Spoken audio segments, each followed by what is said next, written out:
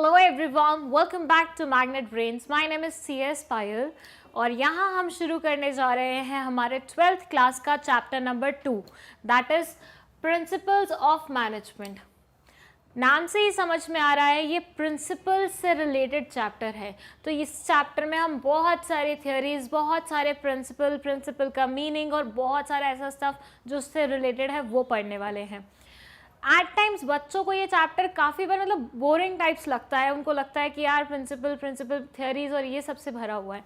लेकिन अगर आप ढंग से उसे समझने की कोशिश करेंगे ना तो आपको समझ में आएगा कि इसका प्रैक्टिकली कितना इम्प्लीकेशन बनता है। और जब इसका प्रैक्टिकल इम्प्लीकेशन बनता है तो उस सिनेरियो में ये चैप्टर की इम्पॉर्टेंस बढ़ जाती है, ना सिर्फ एग्जामिनेशन पॉइंट ऑफ व्यू से बल्कि आपके प्रैक्टिकल लाइफ में भी, आपके फ्यूचर लाइफ के लिए भी। और एक और बात ध्यान रखिएगा, जब भी मैनेजमेंट की बात आएगी, चाहे वो आपके कॉलेज लेवल पे आएगी, उससे बड़े लेवल पे आएगी, आपके बिजनेस में आएगी, वहाँ पे प्रिंसिपल्स का होना बहुत ज़्यादा ज़रूरी होता है। तो ये चीज़ ना सिर्फ आपके 12th क्लास के लिए इस्तेमाल हो रही है बल्कि फ्यूचर में भी आने वाली है। सबसे पहले तो हम इस वर्ड प्रिंसिपल का मतलब ही समझ लेते हैं। ये बोलते हैं कि पहले तो आप हमें बता दीजिए प्रिंसिपल्स क्या होते हैं। एक बार हम वो समझ गए तो हमें बता दीजिएगा मैनेजमेंट के प्रिंसिपल्स क्या होते हैं। तो ये एक इंसान है जो क्वेश्चन कर रहा है अपने दोस्त से कि what do you think, what is principle. तो इस इंसान ने बोला दिस इज प्रिंसिपल। दिस का मतलब है ये जो लाइन यहाँ पे लिखी हुई है। ये बोलते हैं principle refers to a statement which reflects the fundamental truth about some phenomena based on a cause and effect relationship. इनका कहना है कि हर एक चीज़ के पीछे होते हैं कुछ कॉजेस। आपकी लाइफ में जो भी चीज़ें होती हैं, जो भी इफ़ेक्ट्स आपकी लाइफ में देखने को मिलते हैं, उनके पीछे होते हैं कुछ कॉजेस। जब तक वो कॉजेस नहीं होंगे वो इफ़ेक्ट्स नहीं आएंगे। ये है आपका नॉर्मल साइंस वाला प्रिंसिपल। जैसे अगर आपको याद हो तो इनिशियल चैप्टर जब मैं आपको समझा रही थी तो मैंने आपको एक एग्जाम्पल दिया था, वो फॉलिंग ऑफ एप्पल वाला, जहाँ से हमने लॉ ऑफ ग्रेविटी को क्या किया था, पता लगाया था उसके बारे में। तो हुआ क्या था उस एग्जाम्पल में कि एक इंसान था, वो पेड़ के नीचे सोया हुआ था और एकदम से उसके सर पे आके एप्पल लगा। अब यहाँ से उसे क्या पता चला कि मतलब दुनिया में कोई भी चीज़ अगर ऊपर से गिरती है तो वो हमेशा नीचे की तरफ आती है। वर्ल्ड में, अर्थ में अगर कोई भी चीज़ ऊपर की तरफ होती है और वहाँ से वो गिरती है तो हमेशा नीचे की तरफ ही आती है। जैसे आप बोलो आपके हाथ में अंडा है, आपने उसे छोड़ा तो वो नीचे की तरफ आएगा, ऊपर की तरफ जाएगा। अगर आप वर्ल्ड में हैं, अर्थ के अंदर हैं, तो उस टाइम पे वो अंडा कहाँ आएगा, नीचे आएगा। मैं बार बार ये अर्थ अर्थ अर्थ क्यों बोल रही हूँ, क्योंकि इसके बाहर ये लॉ ऑफ ग्रेविटी वर्क नहीं करती है। तो जो लोग आसमान में जाते हैं, मतलब आसमान के भी बहुत बियॉन्ड चले जाते हैं, उनके जो प्रोडक्ट्स होते हैं वो इधर उधर घूमते रहते हैं, वो ज़रूरी नहीं है ऊपर से नीचे ही आए। अगर आपको देखना हो तो जो ये अंतरिक्ष में जाने वाले लोग होते हैं, इनकी कोई भी वीडियो उठा के आप देख सकते हो, वहाँ पे आपको पता लगता है कि अगर वो कोई भी चीज़ छोड़ते हैं तो वो इधर उधर घूमने लग जाती है, वो नीचे की तरफ नहीं गिरती है, क्योंकि वहाँ पे लॉ ऑफ ग्रेविटी वर्क नहीं करता। वहाँ पे ग्रेविटी है ही नहीं तो वर्क कैसे करेगी। बट अर्थ पे ग्रेविटी वर्क करती है, जिसकी वजह से ऊपर से गिरने वाली चीज़ हमेशा नीचे की तरफ अट्रैक्ट होती है और नीचे की तरफ ही गिर जाती है। तो यहाँ ये कुछ कॉजेस थे, that is law of gravity was a cause, और उसकी वजह से इफेक्ट क्या आया कि ऊपर से गिरने वाली चीज़ हमेशा नीचे जाएगी। तो प्रिंसिपल इनके अकॉर्डिंग क्या है, प्रिंसिपल इनके अकॉर्डिंग वो फिनोमेना है जो कि रिजल्ट करता है जस्ट बिकॉज एक कॉज एंड इफेक्ट वाला रिलेशनशिप होता है। ओके, समझ गए। थोड़ी हैवी बात थी लेकिन समझ गए कि कॉज एंड इफेक्ट रिलेशनशिप होना चाहिए, एक फिनोमेना में कन्वर्ट हो, मतलब एक ऐसी स्टेटमेंट पास हो जो कि एक फिनोमेना हो अपने आप में, एक चीज़ से रिलेटेड कुछ ऐसी क्रूशल इन्फॉर्मेशन हो जो कि किसी कॉज एंड इफेक्ट पे रिलेशनशिप पे बेस्ड हो। पर ये बोलते हैं बट आप हमें ये समझाइए कि प्रिंसिपल तो साइंस वाली चीज़ है, ये तो 8th-9th में बहुत पढ़ लिया, उसके बाद कॉमर्स ले लिया था क्योंकि जल नहीं रहा था साइंस। तो यहाँ पे आप हमें ये बताइए कि मैनेजमेंट प्रिंसिपल क्या है। साइंस वाला जानने में हमें कोई इंटरेस्ट नहीं है, हमें मैनेजमेंट का प्रिंसिपल बताइए। तो ये बोलते हैं management principles are broad and general guidelines are broad and general guidelines for decision and behavior of manager. मतलब ये कुछ ऐसी गाइडलाइंस हैं, कुछ ऐसी पॉलिसीज़ हैं जो आपको क्या बताती हैं, आपको ये बताती हैं कि किसी एक पर्टिकुलर सिनेरियो में हाउ टू रिएक्ट. तो ये बोलते हैं कि ये एक ब्रॉड और जनरल गाइडलाइंस होती हैं जो कि मैनेजर्स को अपने डिसीज़न लेने में हेल्प करती हैं. तो फॉर देम मैनेजमेंट प्रिंसिपल क्या है? मैनेजमेंट प्रिंसिपल्स वो कुछ गाइडलाइंस हैं जिनके बेसिस पे एक मैनेजर डिसाइड करता है कि उसे हाँ में आंसर करना है, ना में करना है, ऐसा करना है, वैसा करना है. तो काइंड ऑफ बोल सकते हैं हम, देखिए जैसे आप स्कूल जाते हैं, आपके स्कूल में कुछ डोंट्स होते हैं, कुछ डूज होते हैं कि ये काम आप कर सकते हैं, ये काम आप नहीं कर सकते. तो वो रूल बुक बनाई हुई है ना कहीं. तो सेम मैनेजमेंट के लिए जो रूल बुक बनाई हुई है, मैनेजर्स के लिए जो रूल बुक बनाई हुई है, जो उन्हें डूज एंड डोंट्स के बारे में बताती है, वो है हमारी मैनेजमेंट प्रिंसिपल्स. तो ये कहीं ना कहीं हमें ये दिखाता है कि जितने भी मैनेजर हमारी हिस्ट्री में हुए हैं, उन्होंने जब जब डिसाइड किया है वो इस बेसिस पे डिसाइड किया है कि बेसिकली आपको क्या चीज़ करना सही रहेगा और नहीं रहेगा. और ये सही और गलत के बीच में डिफरेंस भी कौन बताता है? हमारा मैनेजमेंट प्रिंसिपल बताता है. सो फर्स्ट ऑफ ऑल इस चैप्टर की शुरुआत प्रिंसिपल वर्ड से हो रही है क्योंकि चैप्टर का नाम ही प्रिंसिपल्स ऑफ मैनेजमेंट है. तो पहले हमने समझा प्रिंसिपल वर्ड का मतलब क्या होता है, जो कि बेसिकली होता है एक स्टेटमेंट जो कि एक फंडामेंटल ट्रुथ के बारे में बताता है या एक फिनोमेना के बारे में बताता है जो किसी कॉज एंड इफेक्ट रिलेशनशिप में छुपा होता है. और दूसरा फिर हमने बोला कि मैनेजमेंट प्रिंसिपल्स के बारे में बताइए.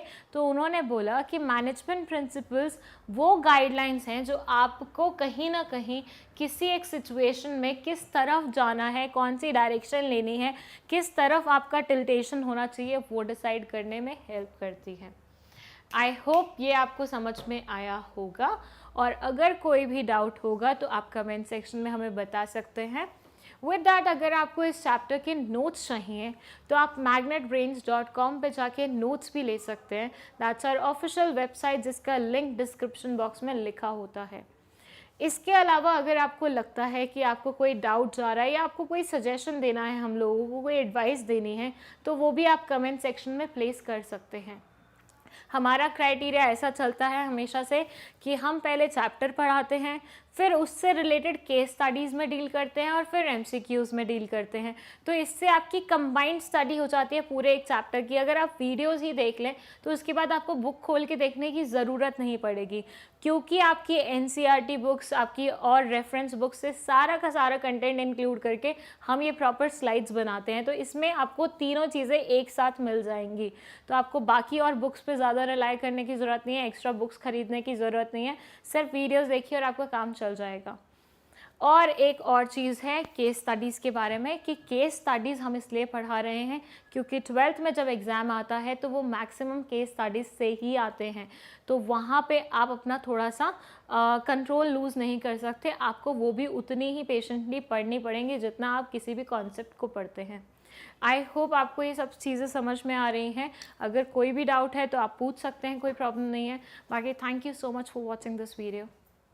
Hello everyone, welcome back to Magnet Brains. My name is CS Payal और इस वीडियो में हम पढ़ने जा रहे हैं मैनेजमेंट प्रिंसिपल्स और प्योर साइंस प्रिंसिपल्स के बारे में. एक्चुअली नॉट के बारे में, के डिफरेंसेस के बारे में. सी अभी प्रीवियस वीडियो में मैंने आपको समझाया कि प्रिंसिपल वर्ड का मीनिंग क्या होता है. फिर मैंने आपको बताया कि मैनेजमेंट प्रिंसिपल्स का मतलब क्या होता है. अब ये बोलते हैं कि भैया आपने हमें प्रिंसिपल का मीनिंग बता दिया जो कि साइंस से रिलेटेड था, फिर आपने मैनेजमेंट प्रिंसिपल के बारे में बताया, लेकिन दोनों के बीच में एग्जैक्ट क्या डिफरेंसेस है वो तो आपने बताया ही नहीं. तो वही बताने के लिए हम ये वीडियो बना रहे हैं जिसमें हम आपको बताएंगे कि ये दोनों चीज़ें कैसे एक दूसरे से डिफरेंट होती हैं. ये बोलते हैं When it comes to management principles क्या होते हैं? वो गाइडलाइंस जिनके बेसिस पे हम क्या लेते हैं, डिसीजन लेते हैं. नॉट हम मैनेजर्स डिसीजन लेते हैं.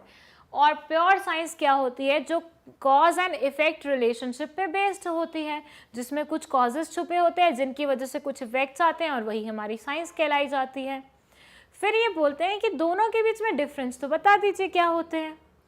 तो यहाँ ये बोलते हैं कि मैनेजमेंट प्रिंसिपल बहुत फ्लेक्सिबल होते हैं। फ्लेक्सिबल का मतलब होता है कि जिन्हें चेंज किया जा सके अपने रिक्वायरमेंट्स के अकॉर्डिंग। फॉर से मुझे लग रहा है ये एक ऐसी सिचुएशन है, मतलब ऐसा लिखा हुआ है कि आपको अपने एम्प्लॉयज़ को डायरेक्ट करना है, ठीक है। डायरेक्ट आप लीडरशिप से भी कर सकते हो और आप मोटिवेशन से भी कर सकते हो। वहाँ मुझे लग रहा है कि अच्छा, और एक और चीज़, मोटिवेशन भी पॉजिटिव भी हो सकती है, नेगेटिव भी हो सकती है। अब किसी सिनेरियो में लिखा था कि ऐसा कुछ आए तो आपको पॉजिटिवली मोटिवेट करना है, ये बुक में लिखा हुआ था। पर जब मेरे सामने वो एक्चुअल सिनेरियो आया, मुझे ऐसा लगा कि ये इंसान पॉजिटिव मोटिवेशन से तो सीखेगा ही नहीं, तो मैंने वहाँ पे लगाया नेगेटिव मोटिवेशन। तो जैसी सिचुएशन थी मैंने उसके अकॉर्डिंग अपना क्राइटेरिया चेंज कर लिया।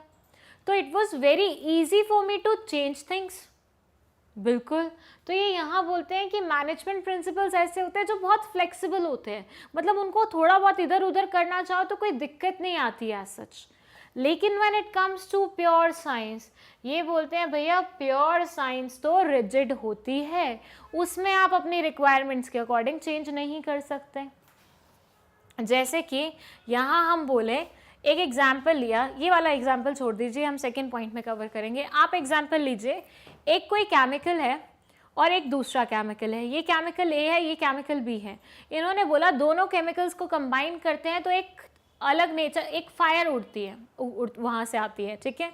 तो ऐसे सिनेरियो में क्या आप अपने अकॉर्डिंग केमिकल को चेंज कर सकते हो कि भैया एक की जगह हम सी केमिकल डाल देते हैं बी के साथ और फायर निकाल देंगे? नहीं कर सकते ना। तो वहाँ पे आप अपनी रिक्वायरमेंट्स के अकॉर्डिंग चीज़ें चेंज नहीं कर सकते। आपने बोला आपके पास ए केमिकल था नहीं लेकिन आपके पास सी पड़ा हुआ है तो ये डाल देते हैं, नहीं काम करेगा।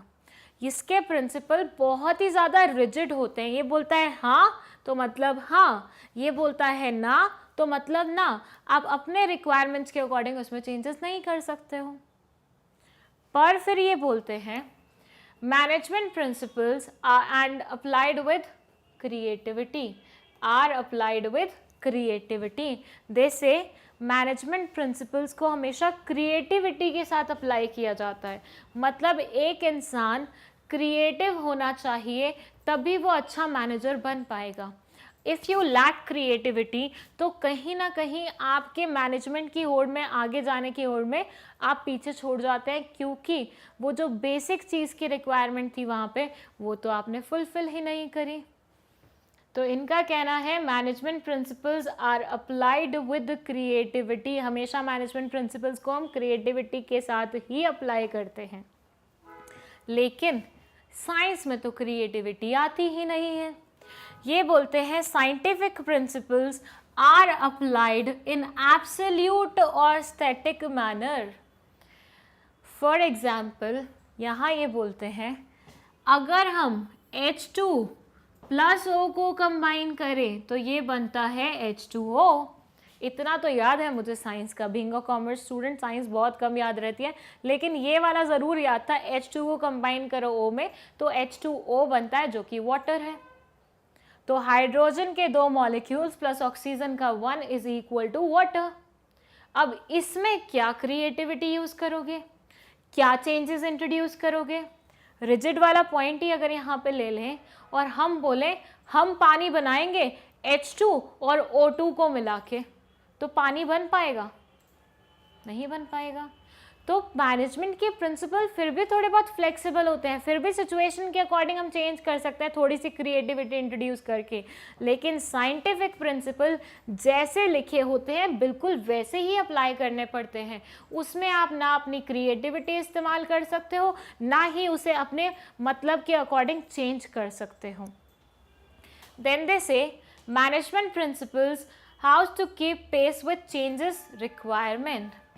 ये बोलते हैं कि भैया देखो आज सिचुएशन ऐसी है तो मैनेजमेंट ऐसी होगी, कल सिचुएशन ऐसी है तो मैनेजमेंट ऐसी होगी, और परसों सिचुएशन ऐसी है तो मैनेजमेंट ऐसी होगी। तो जैसे जैसे जैसे सिचुएशन थी वैसे वैसे वैसे हमारी मैनेजमेंट थी। तो मैनेजमेंट कहीं ना कहीं हमारे एक्सटर्नल एनवायरनमेंट पे डिपेंड करती है, और जिस तरह का आपका एक्सटर्नल एनवायरनमेंट होता है उसी नेचर का आपका मैनेजमेंट होता है। तभी तो हम बोलते हैं मैनेजमेंट इज डायनामिक। डायनामिक का मतलब क्या होता है? According to the surrounding environment आपकी चीज़ें चेंज होती रहती हैं। पर फिर हम बात करते हैं हमारे प्योर साइंस के बारे में। दे से scientific principles do not change with time. Scientific principles कभी भी टाइम के अकॉर्डिंग चेंज नहीं होते, प्लेस के अकॉर्डिंग चेंज नहीं होते। यूएसए में चीज़ें बनाओगे वो भी वैसे बनेंगी, इंडिया में बनाओगे वो भी वैसे बनेंगी, जापान में बनाओगे वो भी वैसे बनेंगी। मैं बोलती हूँ यूएसए में H2O को हमने किससे बनाया? H2+O से ही बनाया। मतलब आपको यूएसए में वाटर बनाना है, वहाँ पे भी आपको H2+O ही करना पड़ेगा। जापान में बनाना है तो भी आपको यही करना पड़ेगा, और अगर इंडिया में बनाना है तो वहाँ पे भी वही करना पड़ेगा। यूँ तो नहीं होगा कि इंडिया में अलग बन जाएगा, यूएसए में अलग बन जाएगा और कहीं और अलग बन जाएगा। And at the same time 1950 में भी H2+O को कंबाइन करके वाटर ही बनता था। 1980 में भी H2+O को कंबाइन करके वाटर ही बनता था। और आज जो हमारी 2020 है, आज भी H2 को O से कंबाइन करो तो वाटर ही बनता है। तो टाइम के अकॉर्डिंग यहाँ पे साइंटिफिक प्रिंसिपल्स में कोई भी चेंजेस नहीं आते हैं। तो जो लोग बोलते हैं कि मैनेजमेंट प्रिंसिपल और साइंस के प्रिंसिपल ऑलमोस्ट सिमिलर होते हैं, आप गलत बोल रहे हैं, क्योंकि you can see all these differences जो कि दोनों के बीच में हमें मिलते हैं। आई होप ये डिफरेंसेस आपको समझ में आए होंगे। अगर आपको चाहिए नोट्स तो आप जा सकते हैं हमारे ऑफिशियल वेबसाइट पे, दैट इज़ magnetbrains.com, और अगर आपको कोई भी डाउट है तो आप कमेंट सेक्शन में हमसे पूछ सकते हैं। Thank you. Hello everyone, welcome back to Magnet Brains. My name is CS Payal, और इस वीडियो में हम पढ़ने जा रहे हैं फीचर्स ऑफ मैनेजमेंट प्रिंसिपल के बारे में। यस, ये क्या बोलते हैं? ये बोलते हैं कि मैनेजमेंट प्रिंसिपल आपने समझ लिया होता क्या है, अब थोड़ा सा उसके फीचर्स के बारे में डिस्कशन कर लेते हैं। तो इन्होंने बोला कि मैनेजमेंट के बहुत अलग अलग फीचर्स होते हैं। मैनेजमेंट के तो अलग फीचर्स होते हैं, वो तो हम पढ़ चुके हैं फर्स्ट चैप्टर में। मैनेजमेंट प्रिंसिपल्स के भी अलग अलग फीचर्स होते हैं, जैसे कि universal application, general guidelines, evolutionary, flexible, mainly behaviour, और causes and effect relationship and contingent. एक एक करके समझते हैं हम इसमें लिखा क्या हुआ है। यूनिवर्सल एप्लीकेशन का मतलब है कि आपकी ऑर्गेनाइजेशन बड़ी है या छोटी है, आपकी ऑर्गेनाइजेशन मैन्युफैक्चरिंग नेचर की है या सर्विस सेक्टर की है, आपकी ऑर्गेनाइजेशन प्राइवेट सेक्टर की है या पब्लिक सेक्टर की है। It hardly matters. कोई भी नेचर की बिजनेस हो आपकी, कोई भी साइज की बिजनेस हो आपकी, ये हमारे मैनेजमेंट प्रिंसिपल्स तो अप्लाई हो ही सकते हैं। तो जिन लोगों को ऐसी गलत फहमी होती है कि मैनेजमेंट प्रिंसिपल हमेशा फैंसी और अच्छी, बड़ी सोफिस्टिकेटेड लार्ज कंपनीज के लिए होता है, तो आपकी गलत फहमी है। इवन छोटी छोटी कंपनीज पे भी मैनेजमेंट प्रिंसिपल्स बहुत ज़्यादा वर्क करते हैं। सो किसी भी नेचर की कंपनी हो, किसी भी साइज़ की कंपनी हो, किसी भी सेक्टर की कंपनी हो, मैनेजमेंट प्रिंसिपल यूनिवर्सली ही अप्लाई होंगे। देन दे से जनरल गाइडलाइंस। ये बोलते हैं कि मैनेजमेंट प्रिंसिपल आपको चीज़ों का आइडिया ज़रूर दे देते हैं, लेकिन एग्जैक्ट बात नहीं बोलते हैं। वो आपको कॉजेज़ बता देंगे, वो आपको पॉसिबल इफ़ेक्ट्स बता देंगे, लेकिन बिल्कुल वर्ड टू वर्ड सही बात बोले वो तो नहीं है। तो ये जो भी आपको बताते हैं, ये जो भी पॉलिसीज़ आपको देते हैं, ये जो भी रूल्स आपको देते हैं, वो बहुत ही जनरल इन नेचर होते हैं, स्पेसिफिक नहीं होते हैं। वो बहुत ही जनरल नेचर के होते हैं, स्पेसिफिक नेचर के नहीं होते हैं। As a result of which management सिर्फ आपकी हेल्प करने के लिए रखा गया है, ना कि आपको डिक्टेट करने के लिए रखा गया है। सी, हेल्प और डिक्टेट दोनों में बहुत फ़र्क होता है। डिक्टेट बोलता है कि जैसा जैसा बोल रहा हूँ, जो जो बोल रहा हूँ वैसा वैसा होगा, और हेल्प मतलब इतनी तुम्हारी मदद कर देता हूँ कि इतनी पॉसिबल चीज़ें आपकी लाइफ में हो जाएंगी। इवोल्यूशनरी ये बोलते हैं कि भैया मैनेजमेंट प्रिंसिपल एक दिन में नहीं आते हैं, एक मिनट में पैदा होने वाली चीज़ें नहीं हैं, it's a time taking process. मतलब आपको बार बार चीज़ों को एक्सपेरिमेंट करना पड़ता है और कहीं फिर जाके उसका रिजल्ट मिलता है। तो बेसिकली ये बोलते हैं कि आपको चीज़ों को क्या करना पड़ेगा, एक्सपेरिमेंट करना पड़ेगा। अलग अलग सिनेरियोज़ में अलग अलग चीज़ों को एक्सपेरिमेंट करके देखिए, रिज़ल्ट नोट कीजिए, फिर उसके बाद कहीं बात आती है हमारे किसी मैनेजमेंट प्रिंसिपल के डेवलपमेंट की।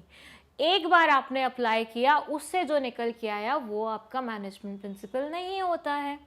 तो ये इवॉल्व होते हैं ओवर द टाइम। हमें पता है इवॉल्व होने में टाइम लगता है, चीज़ें छोटे से बड़ी और बड़ी और बड़ी और बड़ी होती जाती हैं, उसके बाद कहीं जाके उसका एवोल्यूशन होता है। तो इवॉल्व होने में क्या होता है, टाइम लगता है।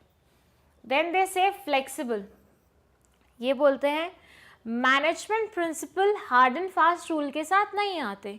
कोई थंब रूल नहीं है कि भैया बोला तो ऐसा ही होगा वरना नहीं होगा। They don't say that.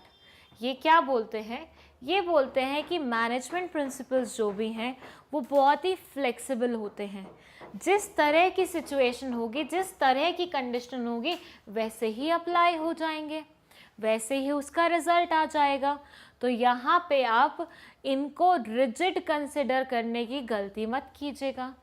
अगर आपको दोनों वर्ड्स का मीनिंग नहीं पता तो वो मैं आपको बता देती हूँ। रिजिड मतलब बिल्कुल जिसे चेंज ना किया जाए, बहुत ही स्ट्रिक्ट है, बिल्कुल वैसे का वैसे ही वर्क करेगा, उसे चेंज नहीं किया जा सकता।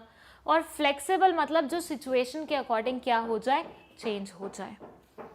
देन दे से मेनली बिहेवियर, ये बोलते हैं कि भैया देखिए जो मैनेजमेंट प्रिंसिपल्स है ना, उसकी बात छोड़िए, पहले मैनेजमेंट की बात करते हैं। ये बोलते हैं जो मैनेजमेंट होता है ना, वो कहीं ना कहीं लोगों के से रिलेटेड होता है। मैनेजमेंट हम किसका करते हैं, लोगों का करते हैं, ह्यूमन रिसोर्सेज का करते हैं ना, तो वो लोगों से रिलेटेड है। तो मैनेजमेंट प्रिंसिपल भी किससे रिलेटेड होगा, लोगों से ही रिलेटेड होगा। और लोगों का क्या होता है, लोगों का एक बिहेवियर होता है। तो ये बोलते हैं कि जो मैनेजमेंट प्रिंसिपल हैं वो कहीं ना कहीं लोगों के बिहेवियर के बारे में बात करते हैं, अपने एम्प्लॉयज़ के, अपने ऑर्गेनाइजेशन में काम करने वाले लोगों के बिहेवियर के बारे में अपनी जजमेंट देते हैं। तो कहीं ना कहीं ये किससे रिलेटेड है, एम्प्लॉयज़ के बिहेवियर से रिलेटेड है। फिर ये बोलते हैं कॉजेज एंड इफेक्ट रिलेशनशिप। ये बोलते हैं कि मैनेजमेंट प्रिंसिपल बने ही कैसे हैं, बने ऐसे हैं कि कुछ कॉजेज आए, उनके कुछ इफ़ेक्ट्स आए, और उस पे बेस्ड हमने क्या बना दिए, मैनेजमेंट प्रिंसिपल बना दिए। सो इनके कहने का तात्पर्य ये है कि आपको कभी भी मैनेजमेंट प्रिंसिपल बनाने हो तो आपको ध्यान में रखनी पड़ेगी ये कॉज और इफ़ेक्ट की रिलेशनशिप। कुछ होगा तो उसका पॉसिबल रिजल्ट ऐसा निकलेगा, कुछ नहीं होगा तो उसका पॉसिबल रिजल्ट ऐसा निकलेगा। तो ऐसे चलता है पूरा आपका सिनेरियो। फिर ये बोलते हैं कंटिंजेंट, मतलब चीज़ें पूरी ही पूरी फिक्स्ड नहीं है। कंटिंजेंट का मतलब क्या होता है कि भैया अभी कोई श्योरिटी नहीं है, ऐसा हो सकता है, वैसा हो सकता है। तो मैनेजमेंट प्रिंसिपल भी कहीं ना कहीं इन्हीं सब चीज़ों से डील करते हैं जो कि श्योर फिक्स नेचर की नहीं होती हैं।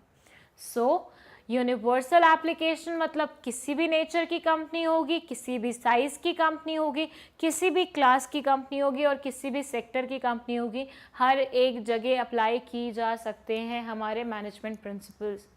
जनरल गाइडलाइंस मतलब स्पेसिफिक बात नहीं बोलते, जनरली बोलते हैं, बट हेल्प करने के लिए उतना काफ़ी है। फिर इवोल्यूशनरी मतलब इवॉल्व हुई हैं ये ओवर द ईयर्स, ऐसा नहीं है कि रात भर में रेडी हो गई हैं। फिर बोलते हैं फ्लेक्सिबल मतलब जैसी सिचुएशन होगी उसके अकॉर्डिंग ये क्या हो जाएंगे, चेंज किए जा सकते हैं। फिर बिहेवियर से रिलेट करते हैं, मतलब एम्प्लॉयज़ के बिहेवियर से रिलेट करेंगे, क्योंकि management is all about managing your human resource. Actually और भी रिसोर्सेज मैनेज करते हैं उसमें, लेकिन पर्टिकुलरली ह्यूमन पे ज़्यादा फोकस रहता है।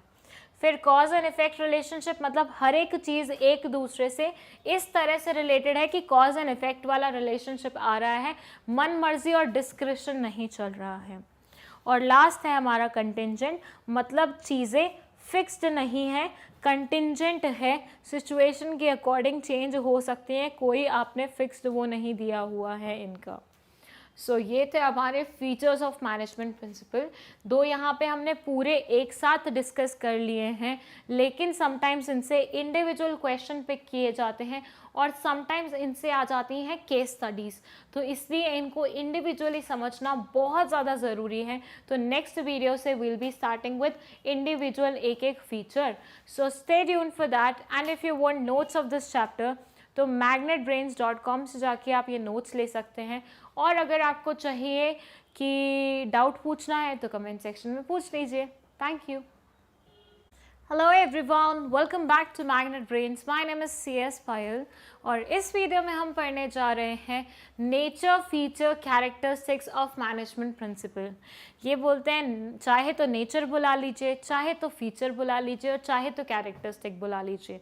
कहने का मतलब ये है कि अगर क्वेश्चन आता है कि फीचर्स लिखिए तो भी आपको यही बात लिखनी है, अगर क्वेश्चन आता है नेचर लिखना है तो भी यही बात लिखनी है, और same is the case with characteristics, तीनों एक ही बात है मतलब। अब इसमें आते हैं पॉइंट्स बोलते हैं, फर्स्ट बोलता है यूनिवर्सल एप्लीकेशन, और ब्रैकेट में लिखा हुआ है परवेसिव।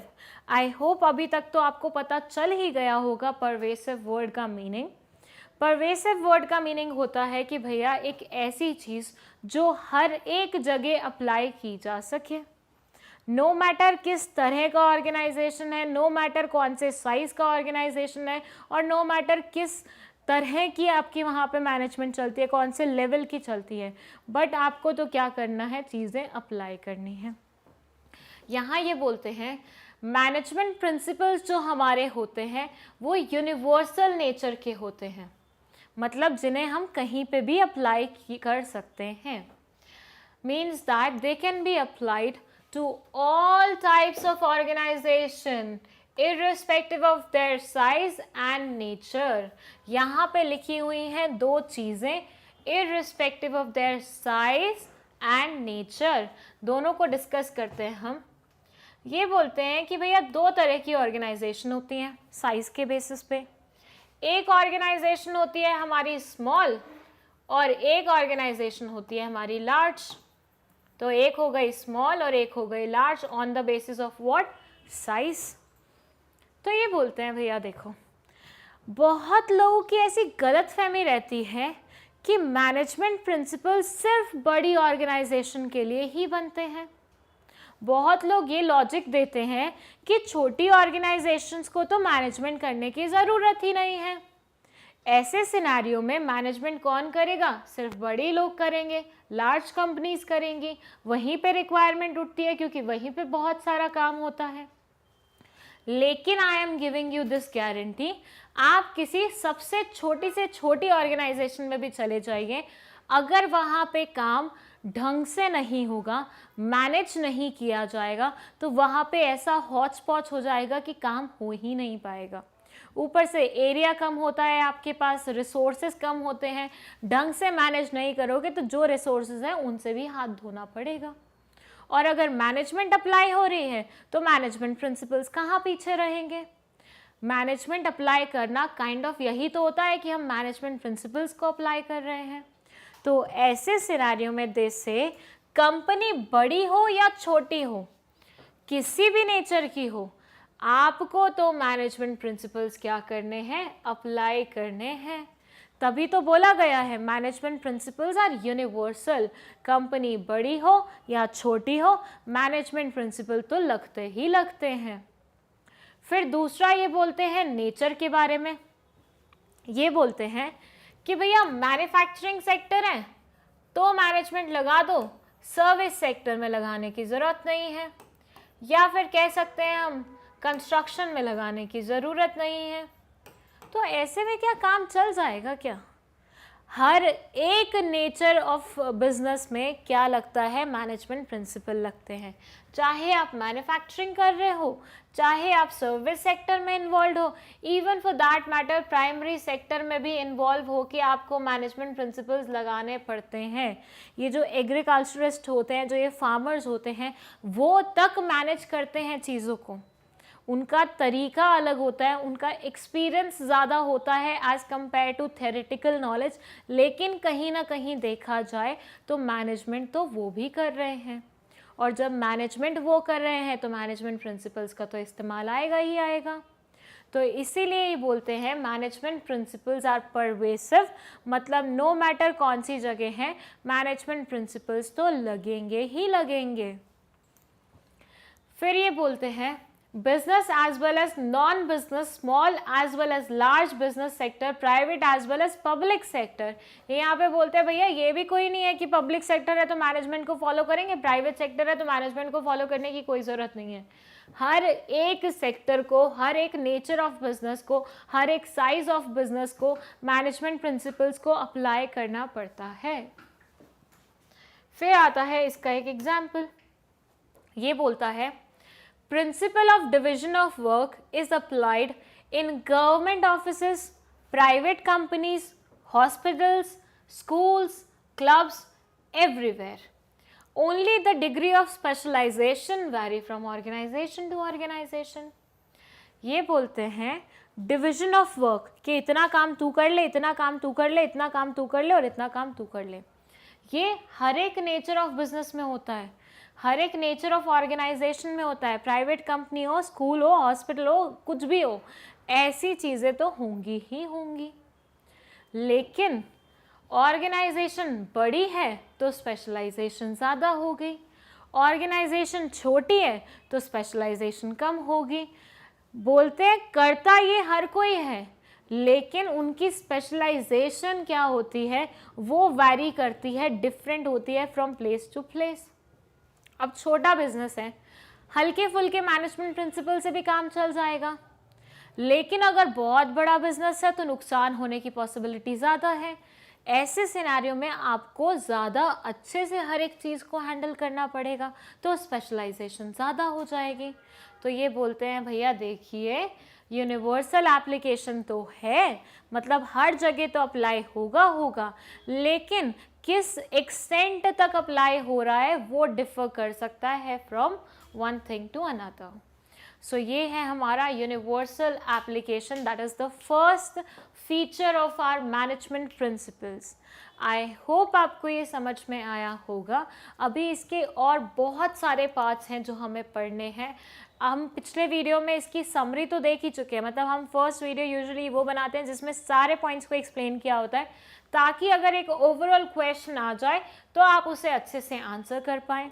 लेकिन व्हाट इफ़ अगर उन्होंने सिर्फ यूनिवर्सल एप्लीकेशन को उठा के पूछ लिया, तो उस टाइम पे आपको ये पूरा कंटेंट और जो भी मैंने आपको एग्जांपल्स दिए हैं वो कहीं ना कहीं अपने आंसर में लिख के आने पड़ेंगे, तभी आपको मार्क्स मिलेंगे। अगर कोई भी डाउट है तो आप कमेंट सेक्शन में हमसे वो डाउट पूछ सकते हो, और अगर आपको नोट्स चाहिए तो आप magnetbrains.com पे जाके नोट्स भी ले सकते हो। दैट्स आवर ऑफिशियल वेबसाइट, जिसका link is provided in the description box. Thank you so much for watching this video. Hello everyone, welcome back to Magnet Brains. My name is CS Payal, और इस video में हम पढ़ने जा रहे हैं हमारे पॉइंट नंबर 2 के बारे में, जो कि नेचर ऑफ मैनेजमेंट प्रिंसिपल्स को बताता है। Point is general guidelines. एक वर्ड लिखा हुआ है जनरल, जिसका मतलब होता है कि जो चीज़ स्पेसिफिक ना हो, जो चीज़ स्पेशलाइज्ड ना हो, मतलब overall kind of vague kind of चीज़ है। तो ये बोलते हैं कि management principles are guidelines to actions, but these principles do not provide readymade solution for any problem. ये आपको बोलते हैं कि भैया देखो, ये उस तरह की सलाह है जो आपको एनालाइज करनी पड़ती है कि कितनी आप इस्तेमाल करेंगे, किस एक्सटेंट तक आप इस्तेमाल करेंगे। ये आपको रेडीमेड सॉल्यूशन बना के नहीं दे देता। मतलब मैं बोलूँ, आपके साथ ये हुआ है तो आपको ऐसा करना पड़ेगा, डायरेक्टली ये लिख दिया तो ये तो रेडीमेड सोल्यूशन हो गया। यहाँ पे तो आपको दिमाग लगाने की ज़रूरत नहीं है, वही सिचुएशन आपकी कंपनी में हो रही है तो आप वही सोल्यूशन लगा दोगे। ये बोलते हैं मैनेजमेंट प्रिंसिपल्स वो नहीं है।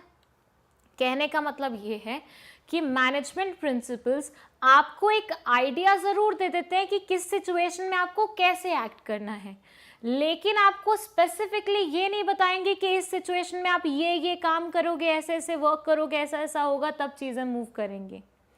तो आपको ओवरऑल आइडिया, जनरल आइडिया देने के लिए कहीं ना कहीं हम मैनेजमेंट प्रिंसिपल्स का इस्तेमाल करते हैं, लेकिन ये मैनेजमेंट प्रिंसिपल्स रेडीमेड सॉल्यूशंस नहीं होते हैं किसी भी चीज़ के लिए। For example, the principle of stability of tenure consists on giving a stable time period to employees to settle down, but how much time period to be given, 6 months, 1 year, etc. vary from company to company. ये बोलते हैं कि भैया एक principle of stability है, ठीक है, principle of stability of tenure बोल सकते हैं। ये बोलते हैं कि ये एक ऐसा प्रिंसिपल है जो एम्प्लॉयज़ की स्टेबिलिटी के लिए बनाया गया है, मतलब उनके ठहराव के लिए बनाया गया है। तो इन्होंने आपको एक आइडिया दे दिया कि एम्प्लॉयज़ के ऊपर ऐसी कोई चीज़ फिट कर सकते हैं, लेकिन आपको ये नहीं बता रहे कि 1 साल का रखो, 6 महीने का रखो, 2 साल का रखो, 4 महीने का रखो, नहीं, ये आपको एग्जैक्ट फिगर कभी नहीं देंगे। तो आपको यहाँ से बहुत ही जनरल चीज़ें मिलेंगी, एग्जैक्ट चीज़ें नहीं मिलने वाली हैं। ये बोलते हैं भैया देखिए 2 साल रखना है, 1 साल रखना है, 6 महीने रखना है, 3 महीने रखना है, ये आपकी कंपनी पे डिपेंडेंट है। आपकी कंपनी को जितनी रिक्वायरमेंट लग रही है आप उतना रख लो, लेकिन आप हमसे मत एक्सपेक्ट करो कि हम आपको स्ट्रेट अवे आंसर्स बना के दे देंगे, स्ट्रेट अवे टाइम पीरियड बना के दे देंगे। साइंस में क्या होता है, साइंस में ये बोलते हैं कि भैया अगर हमें H2 मतलब अगर हमें वाटर बनाना है तो हमें हाइड्रोजन की 2 मॉलिक्यूल्स लेने पड़ेंगे और ऑक्सीजन का 1 मॉलिक्यूल लेना पड़ेगा, तभी क्या बनेगा, इससे वाटर बनेगा। लेकिन मैनेजमेंट प्रिंसिपल्स में वो ऐसा नहीं लिखते हैं। मैनेजमेंट प्रिंसिपल्स में बोलते हैं कि किसी को डायरेक्ट करना है ना तो थोड़ी सी लीडरशिप लगेगी, थोड़ी सी मोटिवेशन लगेगी, लेकिन कितनी लीडरशिप लगेगी और कितनी मोटिवेशन लगेगी, और मोटिवेशन में भी किस तरह से हमें सामने वाले को मोटिवेट करना है, पॉजिटिव वे में करना है या नेगेटिव में करना है, ये कहीं नहीं लिखा हुआ। वो आपको सिर्फ ये बोलते हैं अच्छा काम कराना है तो इंसान को अच्छे से डायरेक्ट करना पड़ेगा, और डायरेक्शन के 2 तरीके होते हैं, लीडरशिप और मोटिवेशन। ये एक उन्होंने एक आपको जनरल तरीका बता दिया है। अब उस पर एक्ट कैसे करना है वो आप पे डिपेंड करता है, और आप मतलब कौन, मैनेजर। अब आप बताइए कि मैनेजर किस बेसिस पे सोचेगा कि यार मैं कैसे एक्ट करूँ, ज़्यादा मोटिवेशन का इस्तेमाल करूँ या ज़्यादा लीडरशिप का इस्तेमाल करूँ। तो वो इस बेसिस पे सोचेगा कि मेरी कंपनी किस नेचर की है, मेरे एम्प्लॉयज़ किस तरह के हैं, व्हाट डू यू थिंक मैं उन्हें बता दूंगा और वो काम कर लेंगे, मोटिवेशन से काम चल जाएगा, या मुझे लगता है कि मेरे एम्प्लॉयज़ जो हैं उनको थोड़ा बहुत लीड करना ज़रूरी होता है। तो जिस नेचर के मेरे एम्प्लॉयज़ होंगे, जैसा उनका बिहेवियर होगा, जैसा उनका इंटेलेक्चुअल होगा, उसी के अकॉर्डिंग मैं क्या करूँगी, एक्ट करूँगी बीइंग अ मैनेजर। जिस नेचर की मेरी कंपनी होगी, जिस नेचर का मेरा काम होगा, जिस नेचर का मेरा प्रोसेस होगा और मेरा लेवल होगा, उसी बेसिस पे मैं एक्ट करूँगी। सो बेसिकली आपको मैनेजमेंट प्रिंसिपल्स सिर्फ जनरल गाइडलाइंस देते हैं, एग्जैक्ट चीज़ें नहीं बताते हैं। तो आपको वो एग्जैक्टली कैसे एक्ट करना है ये अपने कंपनी के अकॉर्डिंग खुद ही डिसाइड करना पड़ेगा। कोई आपको स्ट्रेट अवे बुक लिख के नहीं देगा बेटा ऐसा करना या वैसा करना। तो जब मैनेजर्स बनते हैं, हम तभी तो बोलते हैं मैनेजर्स क्रिएटिव माइंड के होते हैं, क्योंकि वो हार्ड एंड फास्ट नहीं रूल लगाते कि भैया ऐसा लिखा था बुक में, ये पढ़ के आया हूँ, ऐसे एज इट इज़ कर दूंगा। नहीं, बुक में कुछ पढ़ा था, सिचुएशन वैसी लग रही है, अप्लाई कर दो, लेकिन किस एक्सटेंट तक करनी है, किस फ्रीक्वेंसी तक करनी है, वो खुद डिसाइड करो। तो इस तरह से चलती हैं चीज़ें यहाँ पे। तो ये है हमारा second feature of management of principles. और जो बोलता है जनरल गाइडलाइंस के बारे में। इससे पहले हम पढ़ चुके हैं यूनिवर्सल एप्लीकेशन के बारे में और हम पढ़ लिया है जनरल गाइडलाइंस। अब हम पढ़ेंगे एक और फीचर के बारे में, so stay tuned for that. And if you want notes of this chapter तो magnetbrains.com पे जाके आप नोट्स भी ले सकते हैं, और अगर आपको किसी भी तरह का डाउट हो तो आप कमेंट सेक्शन में पूछ सकते हैं। Thank you so much.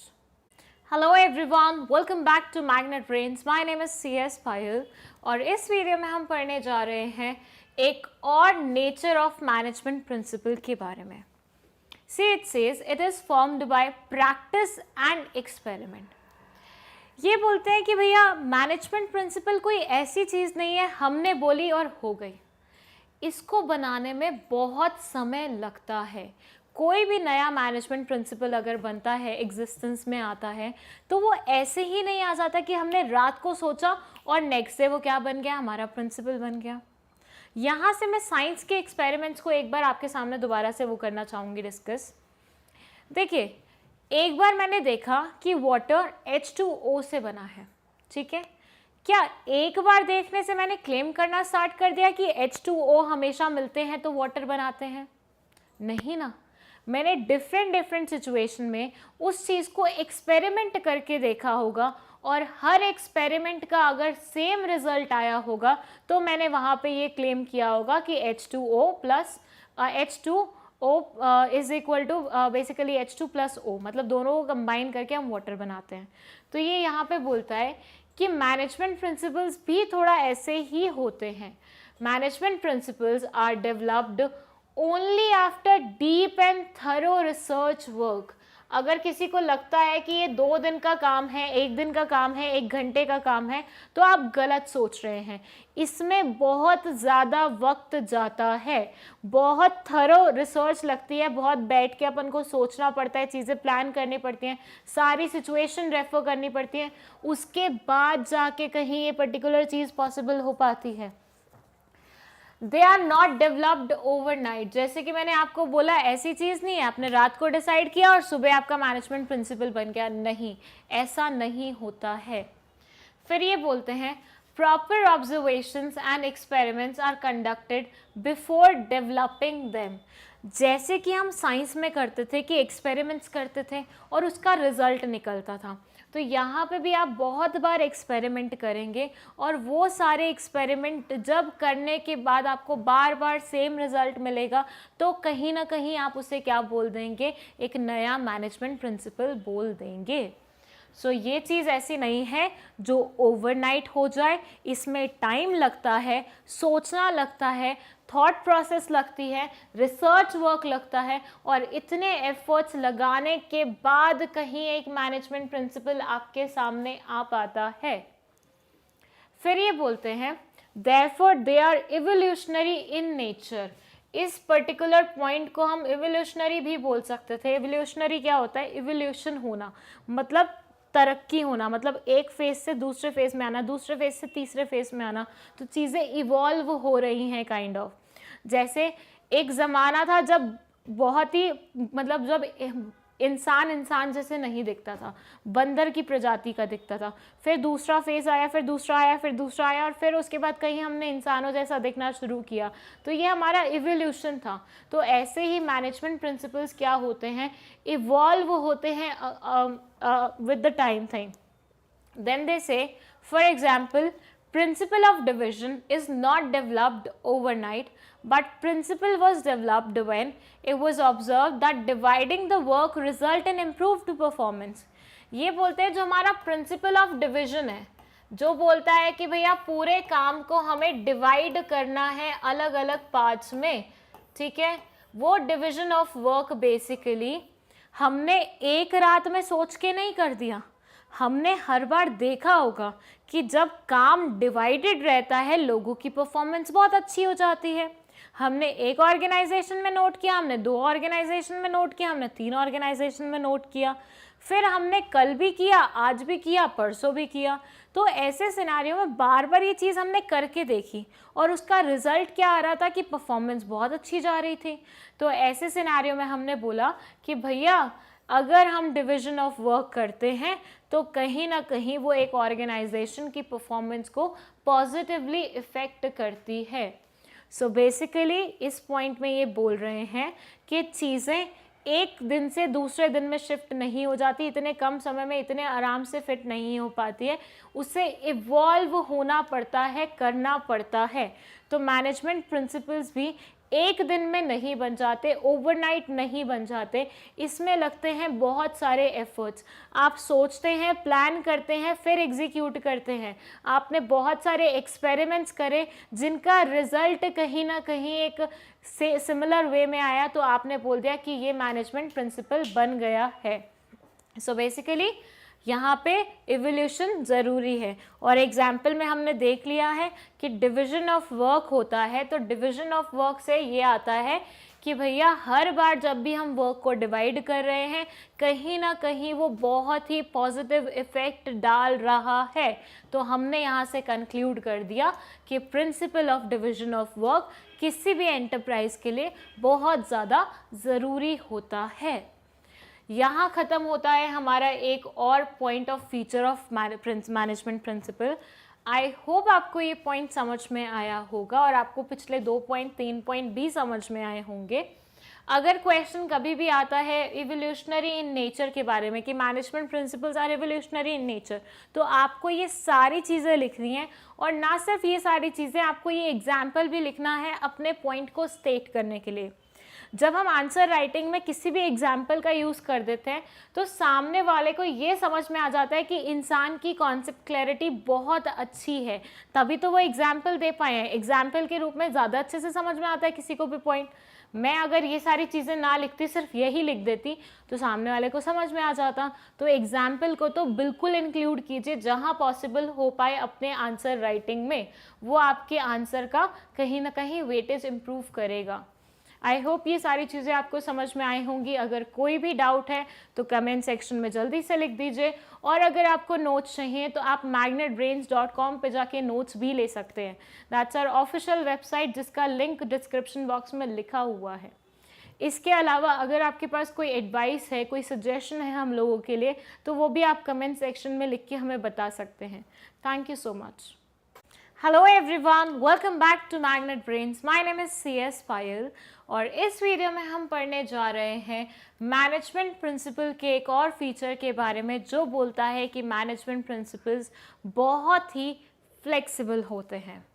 जब मैं आपको डिफरेंस बिटवीन साइंस के प्रिंसिपल्स और मैनेजमेंट प्रिंसिपल्स के बारे में बता रही थी, तो उस टाइम पे भी मैंने एक पॉइंट बोला था कि when it comes to management principles, ये बिल्कुल भी साइंटिफिक प्रिंसिपल्स जैसे नहीं होते हैं, क्योंकि साइंटिफिक प्रिंसिपल्स बहुत ज़्यादा रिजिड होते हैं, वेयरएज हमारे जो मैनेजमेंट प्रिंसिपल्स होते हैं ये बहुत ही फ्लेक्सिबल होते हैं।